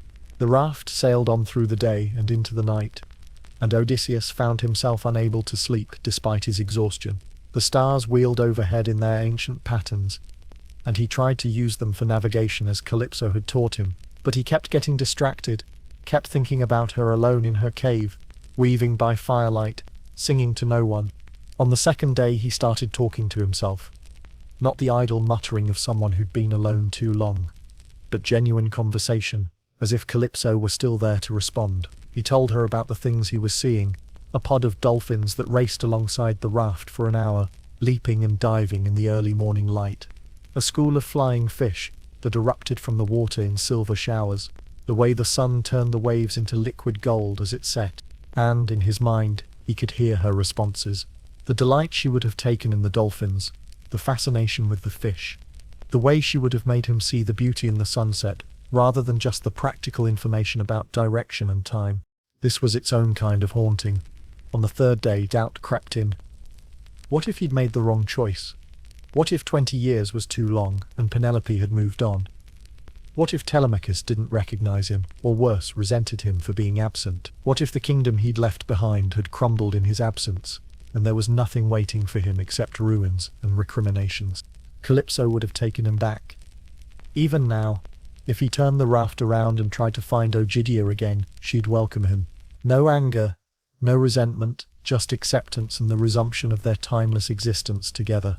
He could have immortality, peace, love without complication or end. But he couldn't find the island, even if he wanted to. That was part of its nature as a hidden place. You couldn't choose to go there. You could only wash up there by accident or divine decree. Once you left, you could never return. The choice was final and irreversible. That realization brought both panic and strange relief. He'd burned his bridges. There was no going back, which meant he could stop torturing himself with what-ifs and simply move forward. Ithaca or bust, home or death. Those were the only options now. On the fourth day, he saw birds in the distance. Land birds, not the seabirds that ranged far from shore. His heart leaped with hope. Land meant people, civilization, the possibility of help in reaching Ithaca. But it also meant re-entering the world of mortals, with all its complications and dangers and demands. He was adjusting the sail to catch the wind more efficiently when he felt it. A change in the air pressure, a sudden chill that had nothing to do with temperature, divine presence. Not Athena, who he would have recognized immediately. Someone else. Someone angry. The sky darkened impossibly fast. Clouds rolled in from nowhere, massive and black, pregnant with violence. The wind that had been steady and favorable suddenly turned chaotic, blowing from all directions at once. Waves that had been gentle swells transformed into walls of water that lifted the raft and dropped it with bone-jarring force. Poseidon, the god of earthquakes, had finally noticed Odysseus at sea again, finally had the opportunity to exact further vengeance for the blinding of his son Polyphemus, and he was taking it with divine enthusiasm. "Really?" Odysseus shouted at the storm. "I made it this far, and now you're going to kill me. What kind of god are you?" Lightning split the sky in answer. Thunder rolled across the water like the god's laughter, and the waves grew higher, more violent, determined to prove that nature's fury could not be reasoned with or insulted into mercy. Odysseus fought the storm with everything he had, all the skill he'd accumulated in 20 years of sailing, all the desperate will to survive that had carried him through so many impossible challenges. He lashed himself to the mast to avoid being washed overboard. He bailed water with his hands when a wave swamped the raft. He prayed to any god who might be listening, even Poseidon himself, begging for mercy he knew wouldn't come. The raft, solid construction though it was, began to come apart under the relentless assault.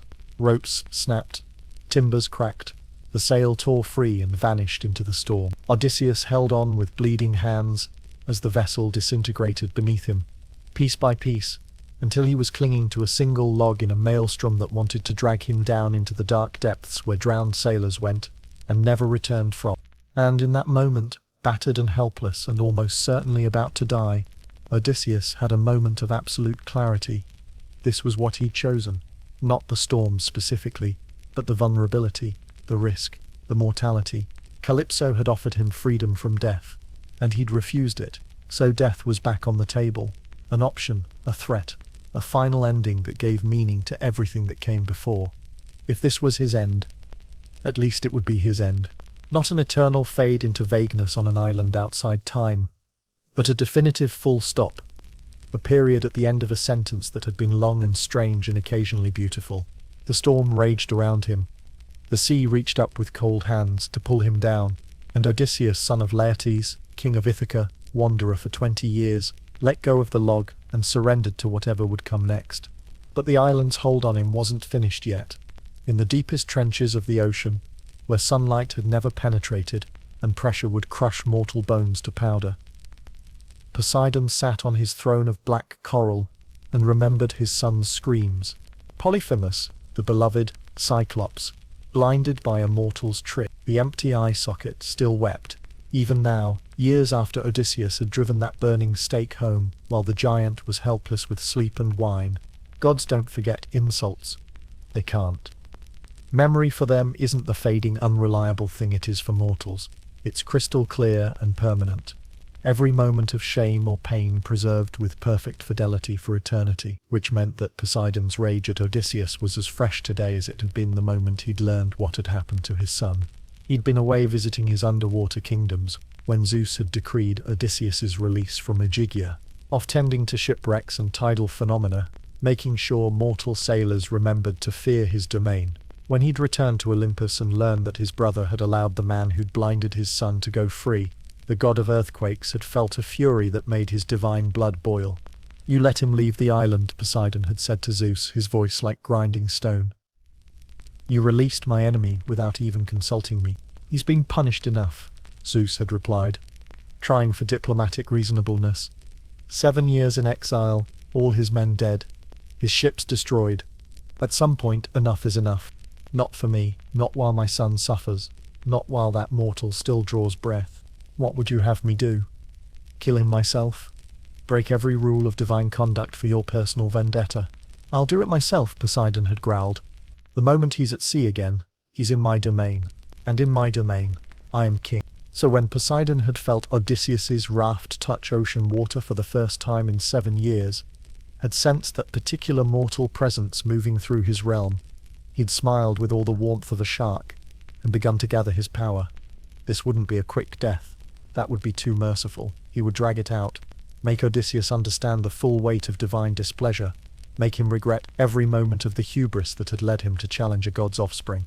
The storm Poseidon raised was a masterwork of divine fury, not just wind and waves, but the ocean itself coming alive, reaching up with water hands to grab and crush and drag down. The god wove currents that would fight any attempt at swimming, created riptides that would pull Odysseus in circles, until exhaustion took him, summoned swells that would tower higher than temples before crashing down with crushing force. He watched with satisfaction as the raft came apart, as Odysseus clung desperately to debris, as the mortal strength began to fail. Soon the troublesome hero would slip beneath the surface and join all the other mortals who'd been foolish enough to anger the Lord of the Seas. But then, something interfered. Leucothea, a minor sea goddess who'd once been mortal herself, appeared in the water beside Odysseus.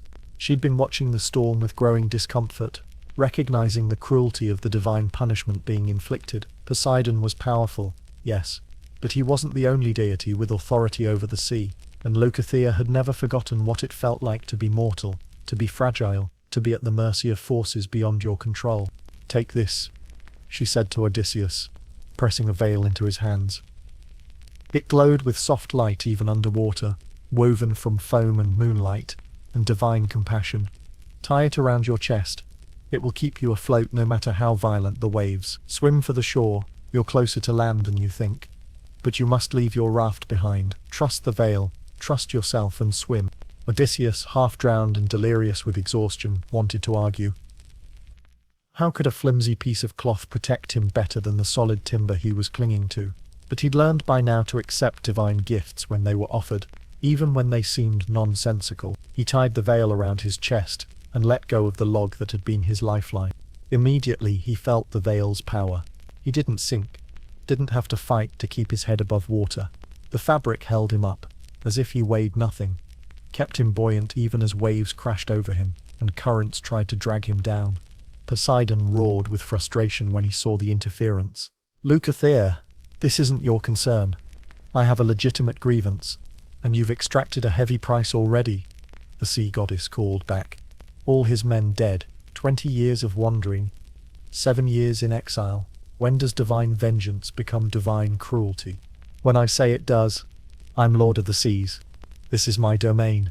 Then show some lordly mercy. Or prove that the gods are exactly as petty and vindictive as mortals fear." She vanished before Poseidon could respond, leaving him alone with his rage and the swimming figure of Odysseus, who was slowly making his way toward the coast of Scheria. The god could have pushed harder, could have summoned a tidal wave or a water vortex, or any of a dozen other ways to kill a mortal at sea. But Leucothea's words had stung. Divine cruelty, petty and vindictive. Was that what he'd become? A god who tortured mortals endlessly for the crime of defending themselves against his monstrous offspring. With a gesture of disgusted resignation, Poseidon withdrew his power. The storm began to calm. The waves lessened to swells, then to ripples. The wind died to a breeze. He left Odysseus alive, but only barely, and only because another god had shamed him into it. "You're fortunate," Poseidon called across the water, his voice like distant thunder. "Fortunate that others have more compassion than I do. But hear this, Odysseus, son of Laertes, my anger isn't finished. You may reach Scheria, you may eventually reach Ithaca, But you'll carry the weight of my displeasure for the rest of your days. The sea will remember what you did, and the sea never forgives." Then he was gone, descending to his deep palace to brood and plot and remember his blinded son, while above on the surface, Odysseus swam with the last reserves of his strength, toward a shoreline he could barely see through salt-crusted eyes. He made it to the beach 3 hours later, crawling more than swimming by that point, his body so exhausted that even lying on solid sand felt like luxury beyond description. He untied Leucothea's veil and watched it float away on the tide, returning to whatever divine realm it had come from. Then he collapsed into unconsciousness so deep it resembled death.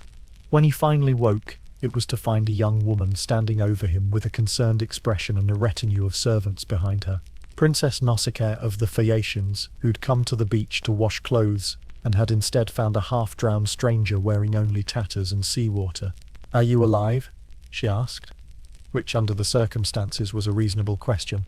"Unfortunately," Odysseus croaked. Then, remembering his manners and his need for assistance, "I mean, yes, thank you. I'm alive. My name is Odysseus. I need help getting home." Yet even Poseidon couldn't destroy what Calypso had given him. When Odysseus finally stood in his own hall in Ithaca, bow in hand, preparing to slaughter the suitors who'd infested his home for years, he found himself thinking about Calypso, not with longing or regret, but with a complex mixture of gratitude and guilt that he knew he'd carry for the rest of his life. She'd saved him in ways that went beyond mere physical rescue, had given him something he couldn't name and would never fully understand. But Penelope didn't need to know that.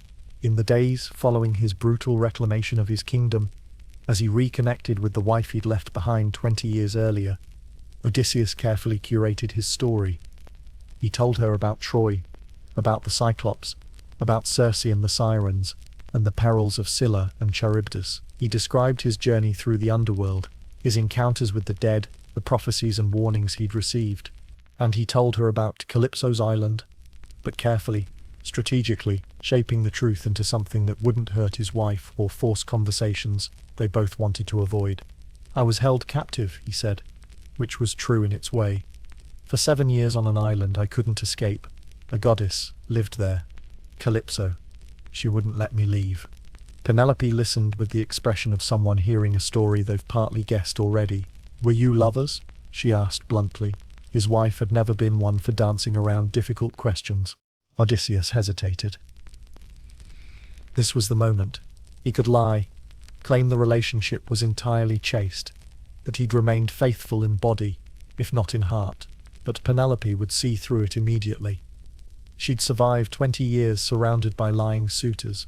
Her ability to detect deception was finely honed. "Yes," he admitted. "But it wasn't a choice, Penelope. I was trapped there. She was powerful. I couldn't refuse without risking her anger." Another partial truth? More complicated than a lie? More survivable than complete honesty? Yes, they'd been lovers. No, it hadn't been entirely involuntary.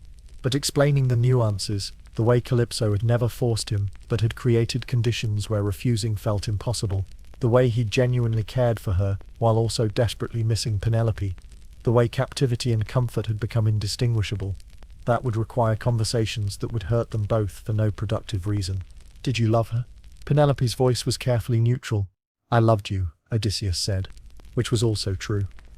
"Every day, I thought about coming home to you, about seeing you again, hearing your voice, being your husband rather than her captive. She offered me immortality, Penelope, eternal youth, freedom from death itself, and I refused because I wanted to grow old with you instead."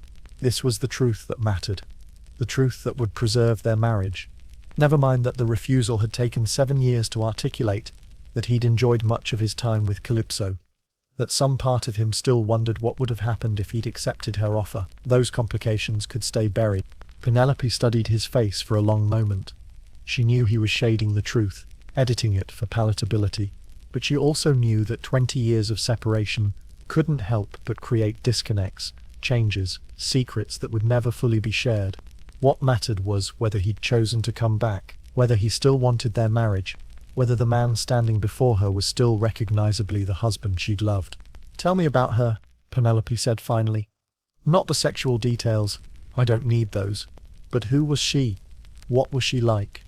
Odysseus hadn't expected this question. He thought for a moment before answering. Lonely, he said. Profoundly, eternally lonely. She'd been exiled to that island for thousands of years, punished by the gods for loving mortals.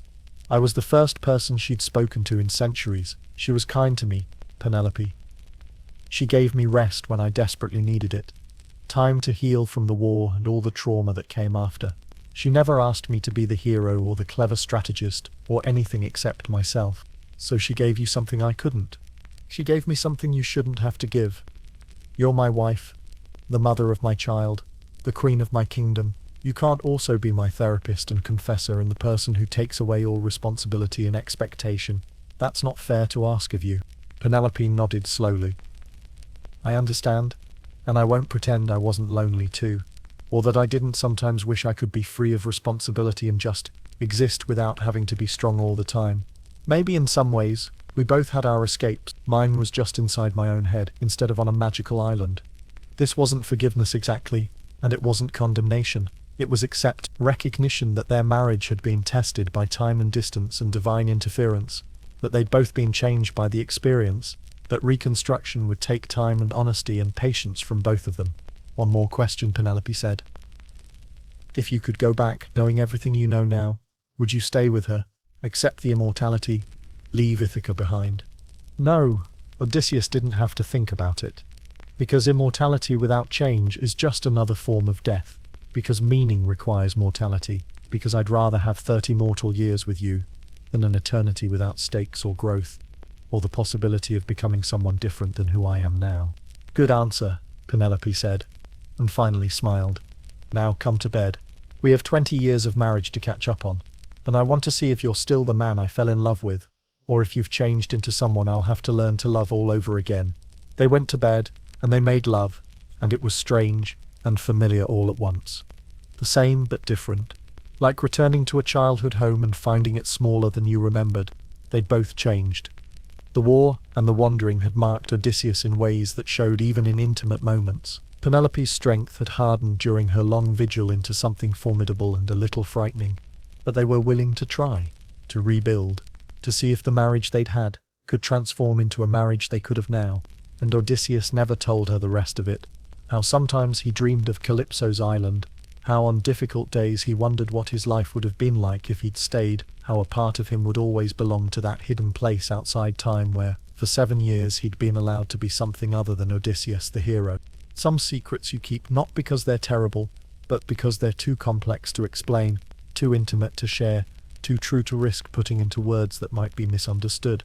But the real secret was what Calypso had learned about the nature of love. Time moved differently on Ogygia after Odysseus left. Not in the sense that it moved faster or slower.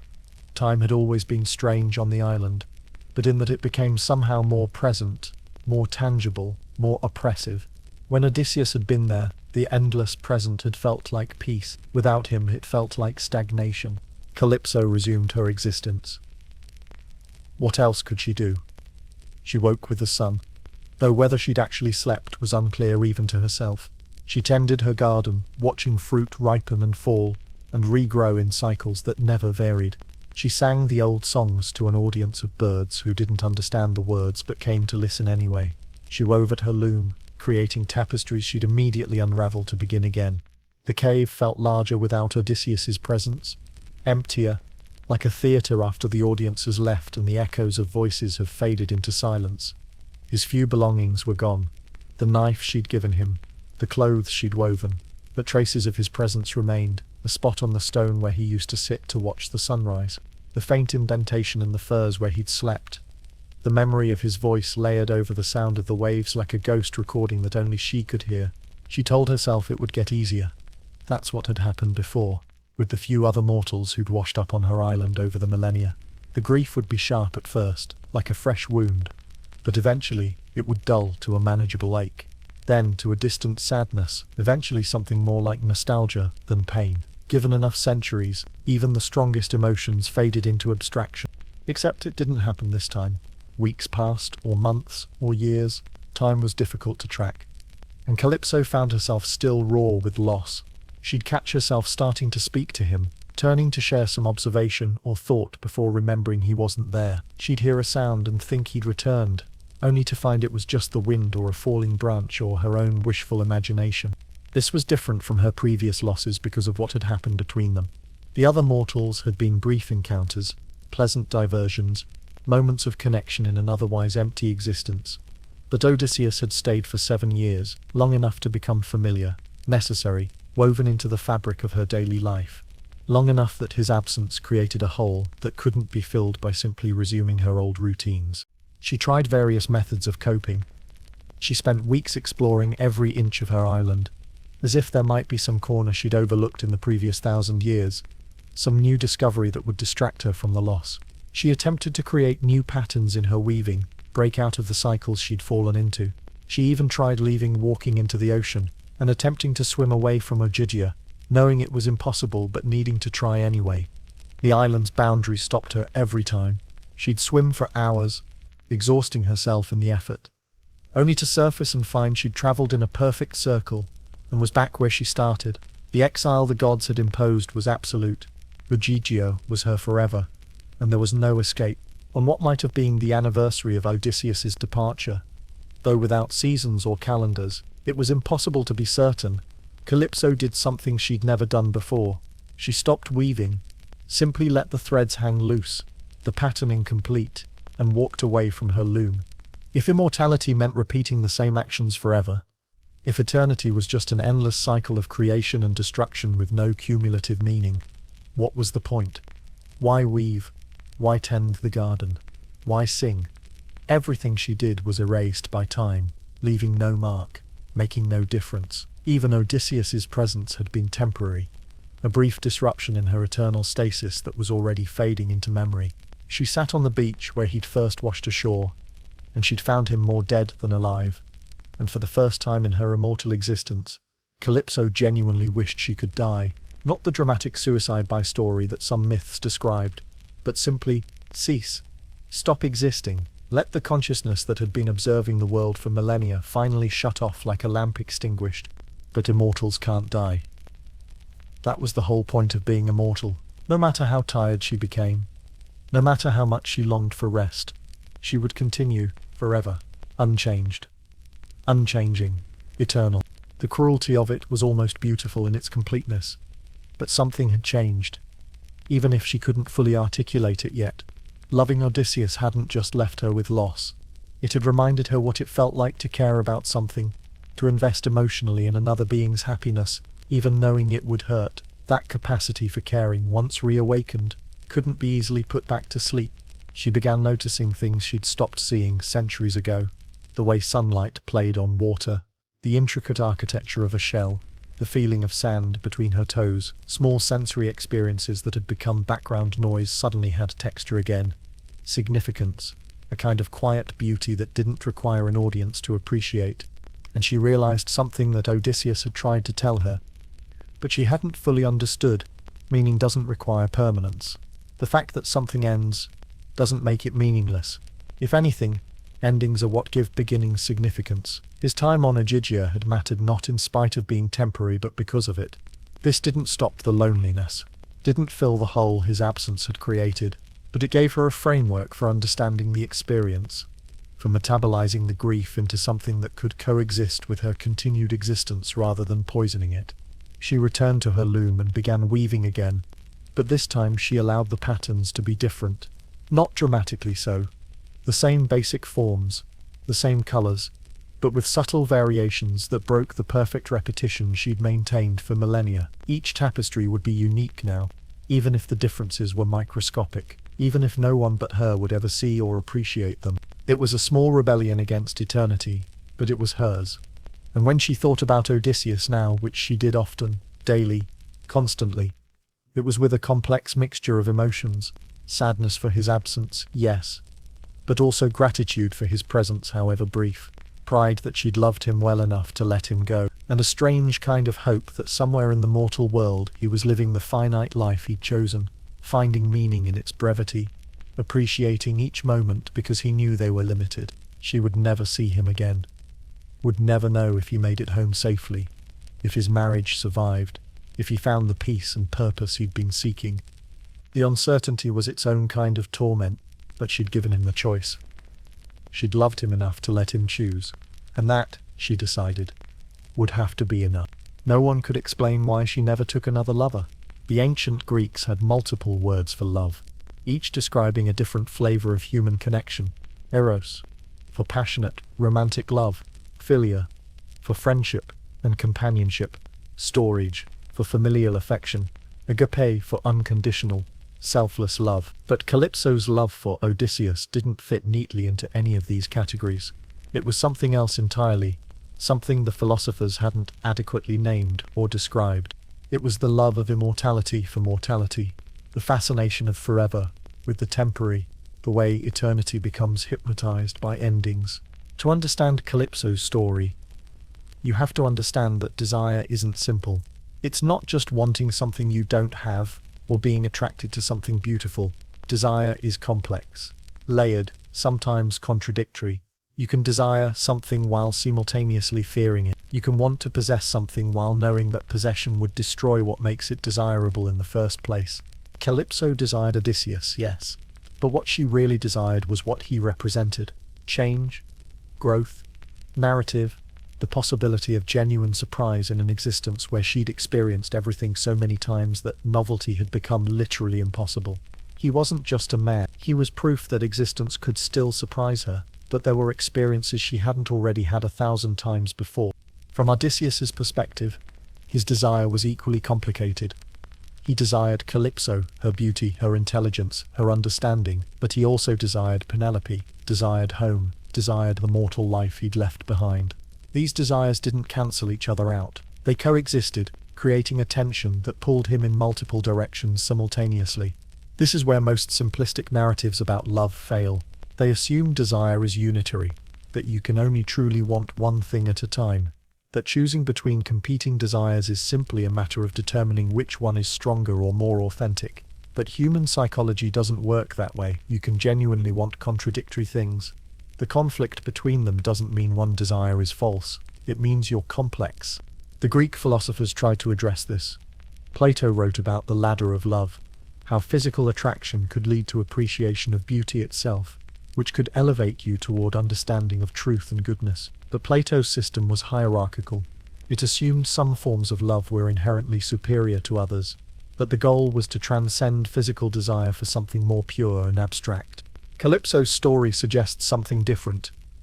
It suggests that different forms of love and desire aren't hierarchical but complementary, that physical attraction and intellectual connection and emotional bonding are all valid and valuable in their own right. Her love for Odysseus encompassed all of these dimensions without privileging any single one as more authentic or meaningful than the others.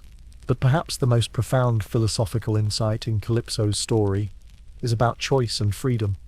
Odysseus insisted he was captive on Ogygia, that he couldn't leave, that Calypso was holding him against his will, yet she explicitly told him he was free to go whenever he wanted. She'd help him build a raft. She wouldn't stop him.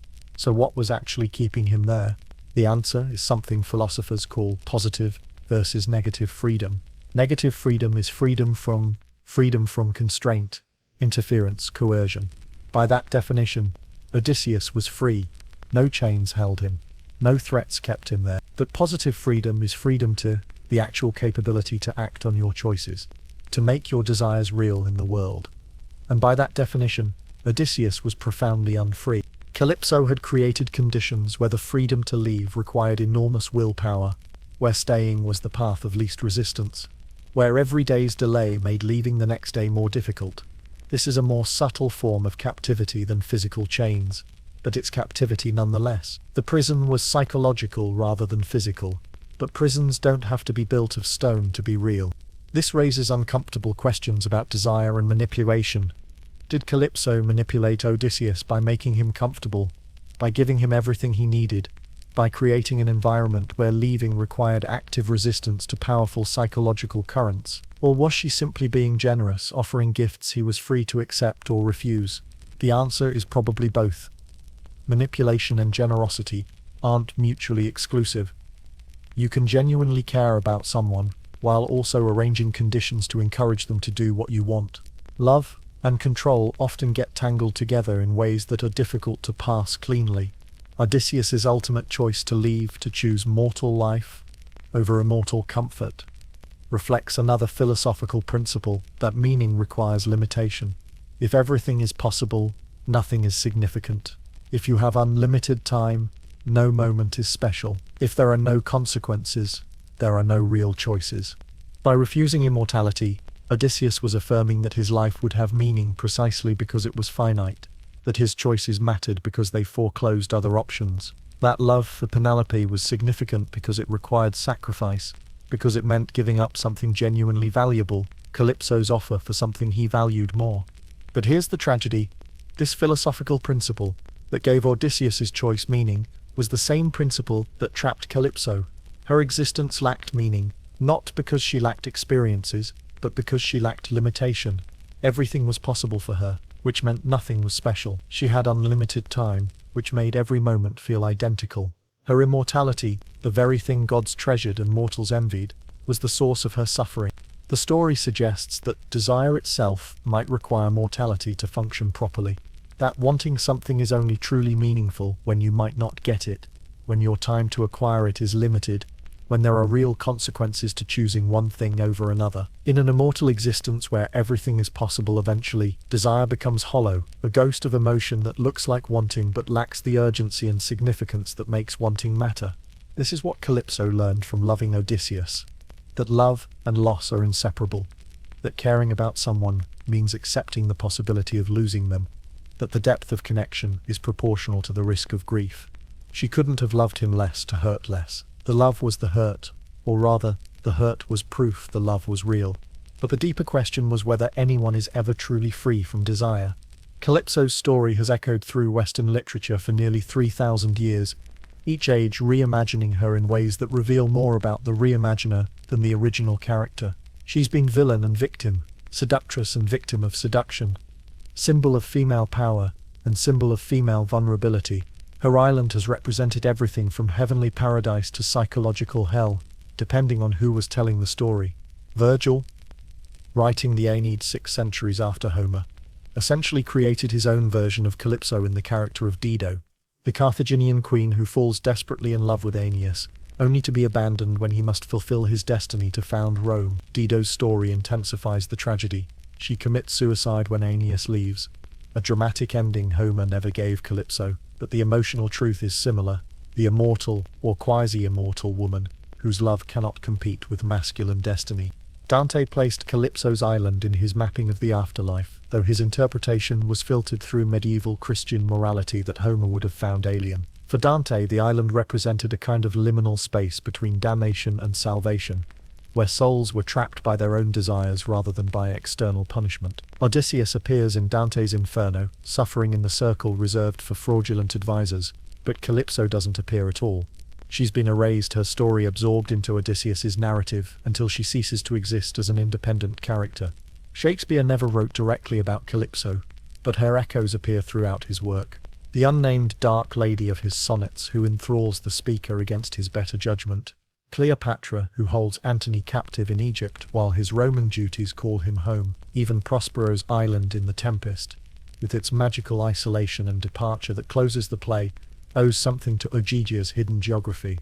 The Romantic poets rediscovered Calypso with enthusiasm.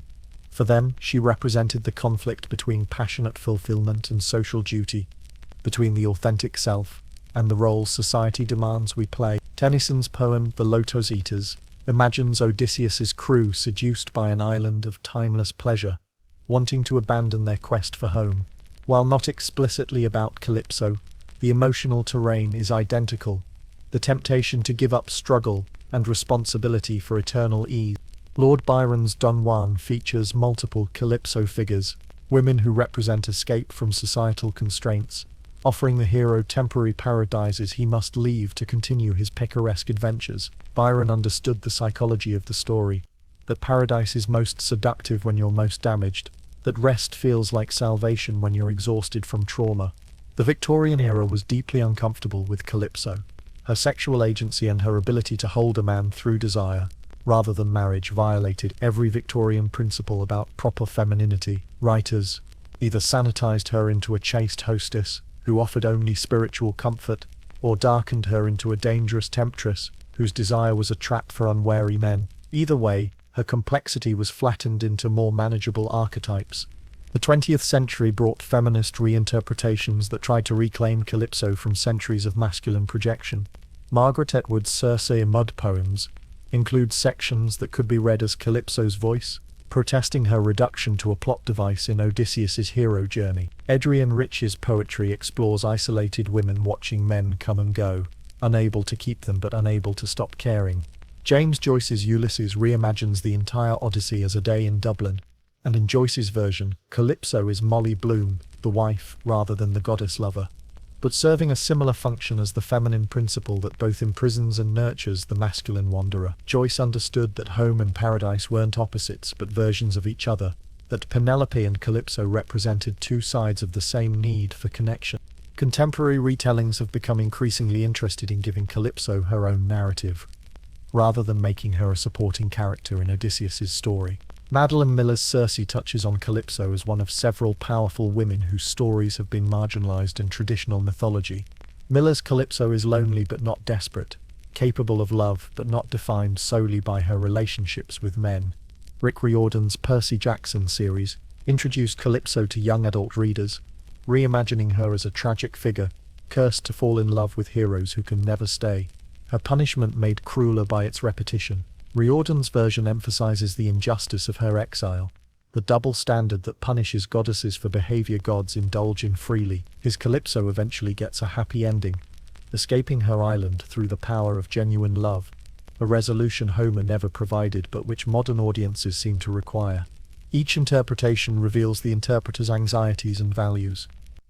Medieval writers saw Calypso through the lens of Christian morality, where earthly pleasure competed with spiritual destiny.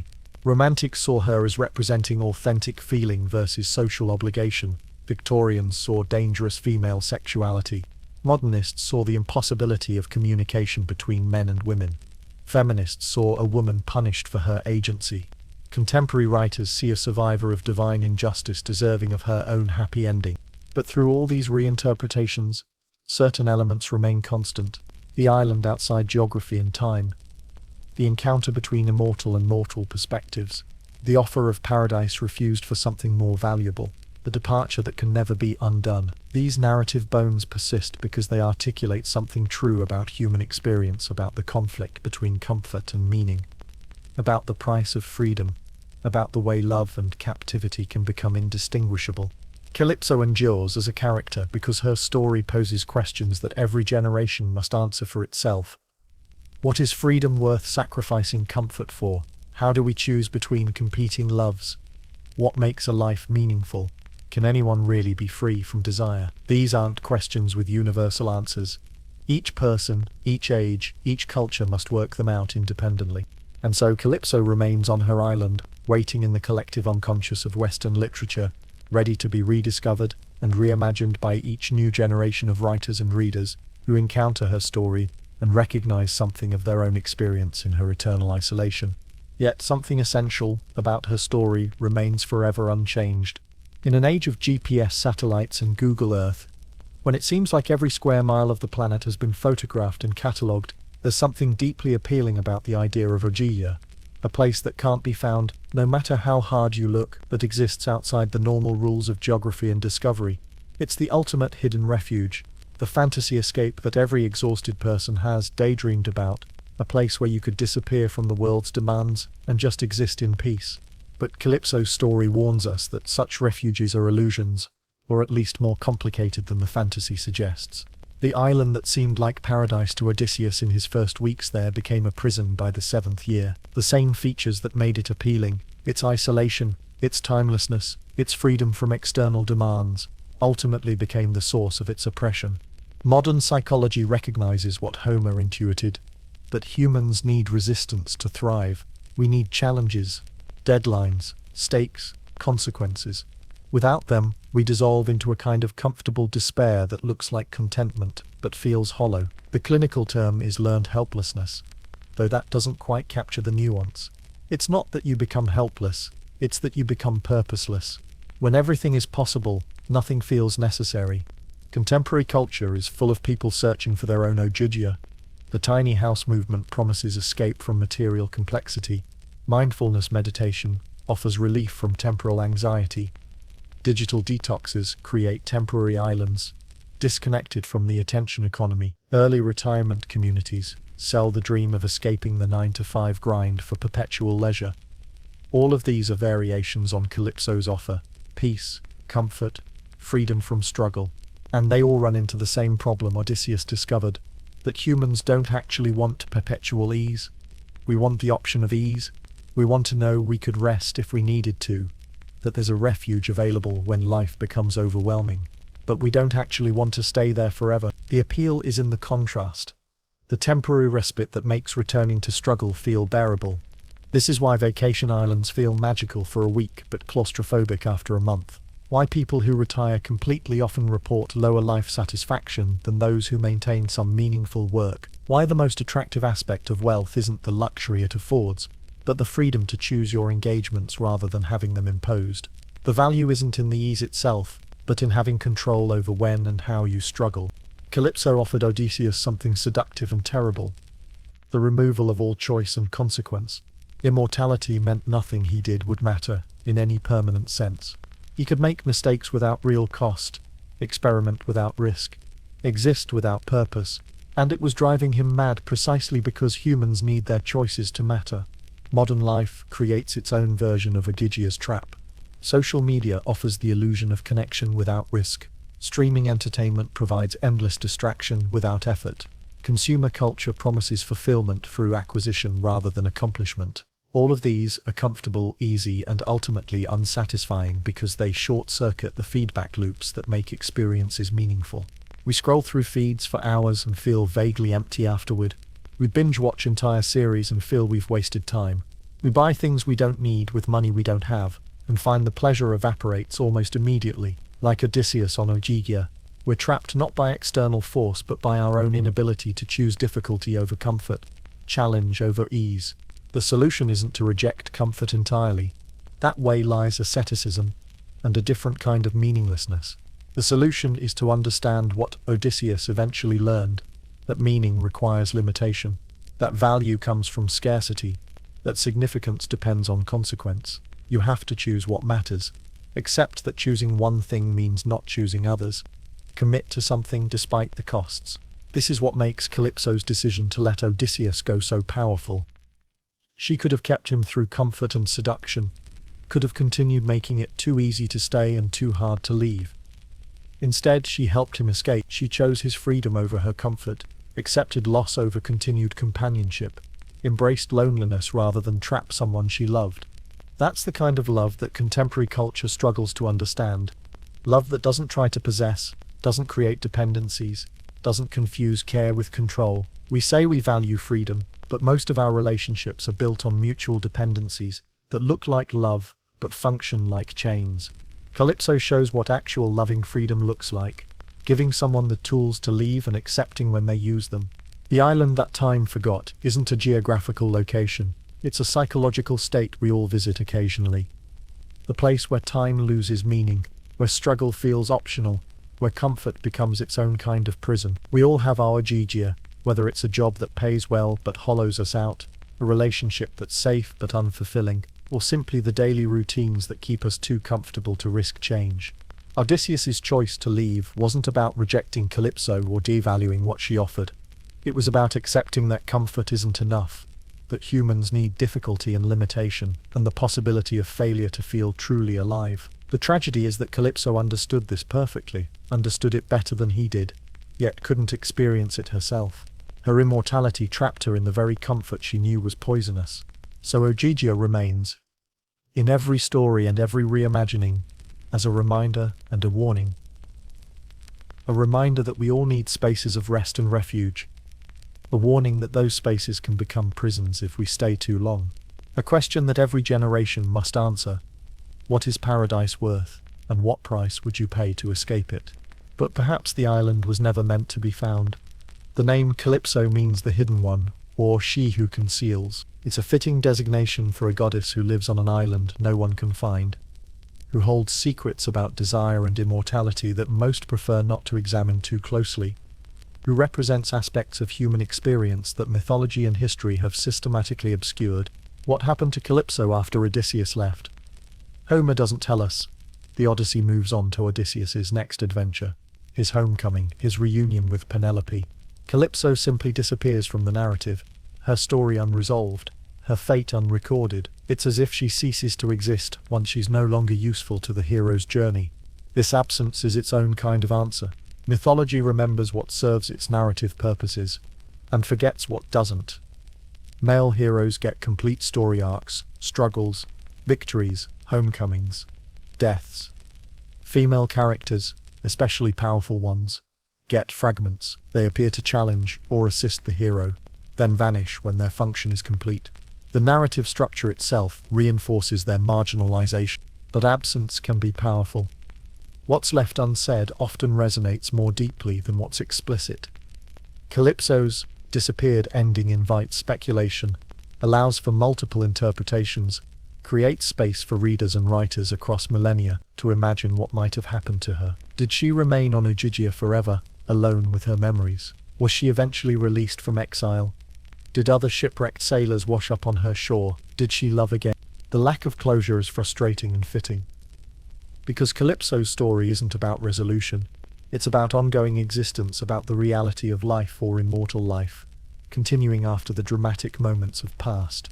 Most stories end with marriage or death, those narrative markers that signify completion. But Calypso can't marry, the gods won't allow it, and can't die. She's immortal. Her story can only continue, unresolved, eternal.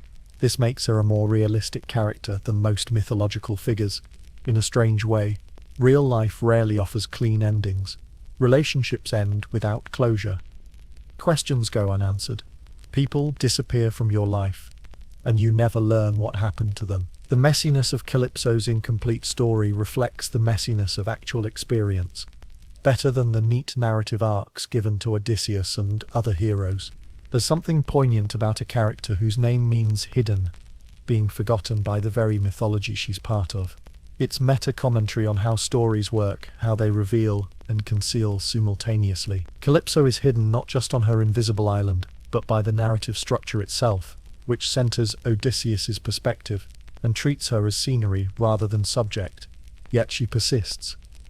Not despite being forgotten, but because of it. The gaps in her story create space for imagination. Each generation rediscovers her and fills in those gaps differently, projecting their own concerns and values onto her blank spaces. She becomes whatever each age needs her to be. Temptress, victim, independent woman, tragic figure, symbol of eternal loneliness. This protean quality might be her most immortal aspect. Gods in mythology often get reduced to a single attribute. Athena is wisdom, Ares is war, Aphrodite is love, but Calypso remains undefined, multiple, contradictory, generous and selfish, victim and captor, loving and controlling, eternal and ephemeral. She holds space for paradox in a way that more defined characters can't. What would Calypso say if she could tell her own story? Would she defend herself against charges of captivity? Explain the nuances Homer elided? Claim agency in her own narrative? Or would she reject the very framework of justification and defense, insisting that love is too complex for simple moral categorization? Perhaps that's why mythology left her story unfinished, because finishing it would require choosing one interpretation over others, collapsing her quantum possibilities into a single definite state. As long as her fate remains unrecorded, she can be everything and nothing, all interpretations and none. The hidden one remains hidden, even in plain sight. Her story is told and retold, but she stays fundamentally unknowable, an enigma wrapped in an island, wrapped in myth. A question that generates more questions the closer you examine it. A character who achieved a kind of immortality not through being clearly defined, but through remaining perpetually mysterious. And maybe that's the final lesson of Calypso's story, that what endures isn't the loud and obvious, but the quiet and ambiguous. That power lies not in being seen clearly, but in being remembered incompletely. That the most lasting narratives are those that resist closure, that remain open to reinterpretation, that trust each generation to discover its own meaning in the gaps and silences. Somewhere outside time and geography, An island exists where flowers bloom eternal, and fruit trees bear their impossible harvest. A goddess sits at her loom, weaving patterns that will be unraveled and begun again. She's lonely but not broken, eternal but not peaceful, imprisoned but not defeated. She remembers a man who chose death over paradise. And in remembering, she keeps alive something important about the nature of love and freedom and the meanings we make in the face of infinity. The hidden one remains. And in remaining, she reminds us that the most profound truths are often the ones we can't quite articulate, the stories that end without ending, the questions that have no answers but must be asked anyway. Her vigil continues. Her loom turns. Her songs echo across water to shores no mortal will ever find. And somewhere in the world of mortals, other people are making choices between comfort and meaning, between staying and leaving, between the life they have and the life they could have. Calypso's story whispers to them through the millennia, offering no easy answers, but perhaps the right questions. What is freedom? What is love? What makes a life meaningful? Can anyone truly choose when desire is involved? These questions don't have universal answers, only personal ones that each person must work out for themselves. The hidden one knows this.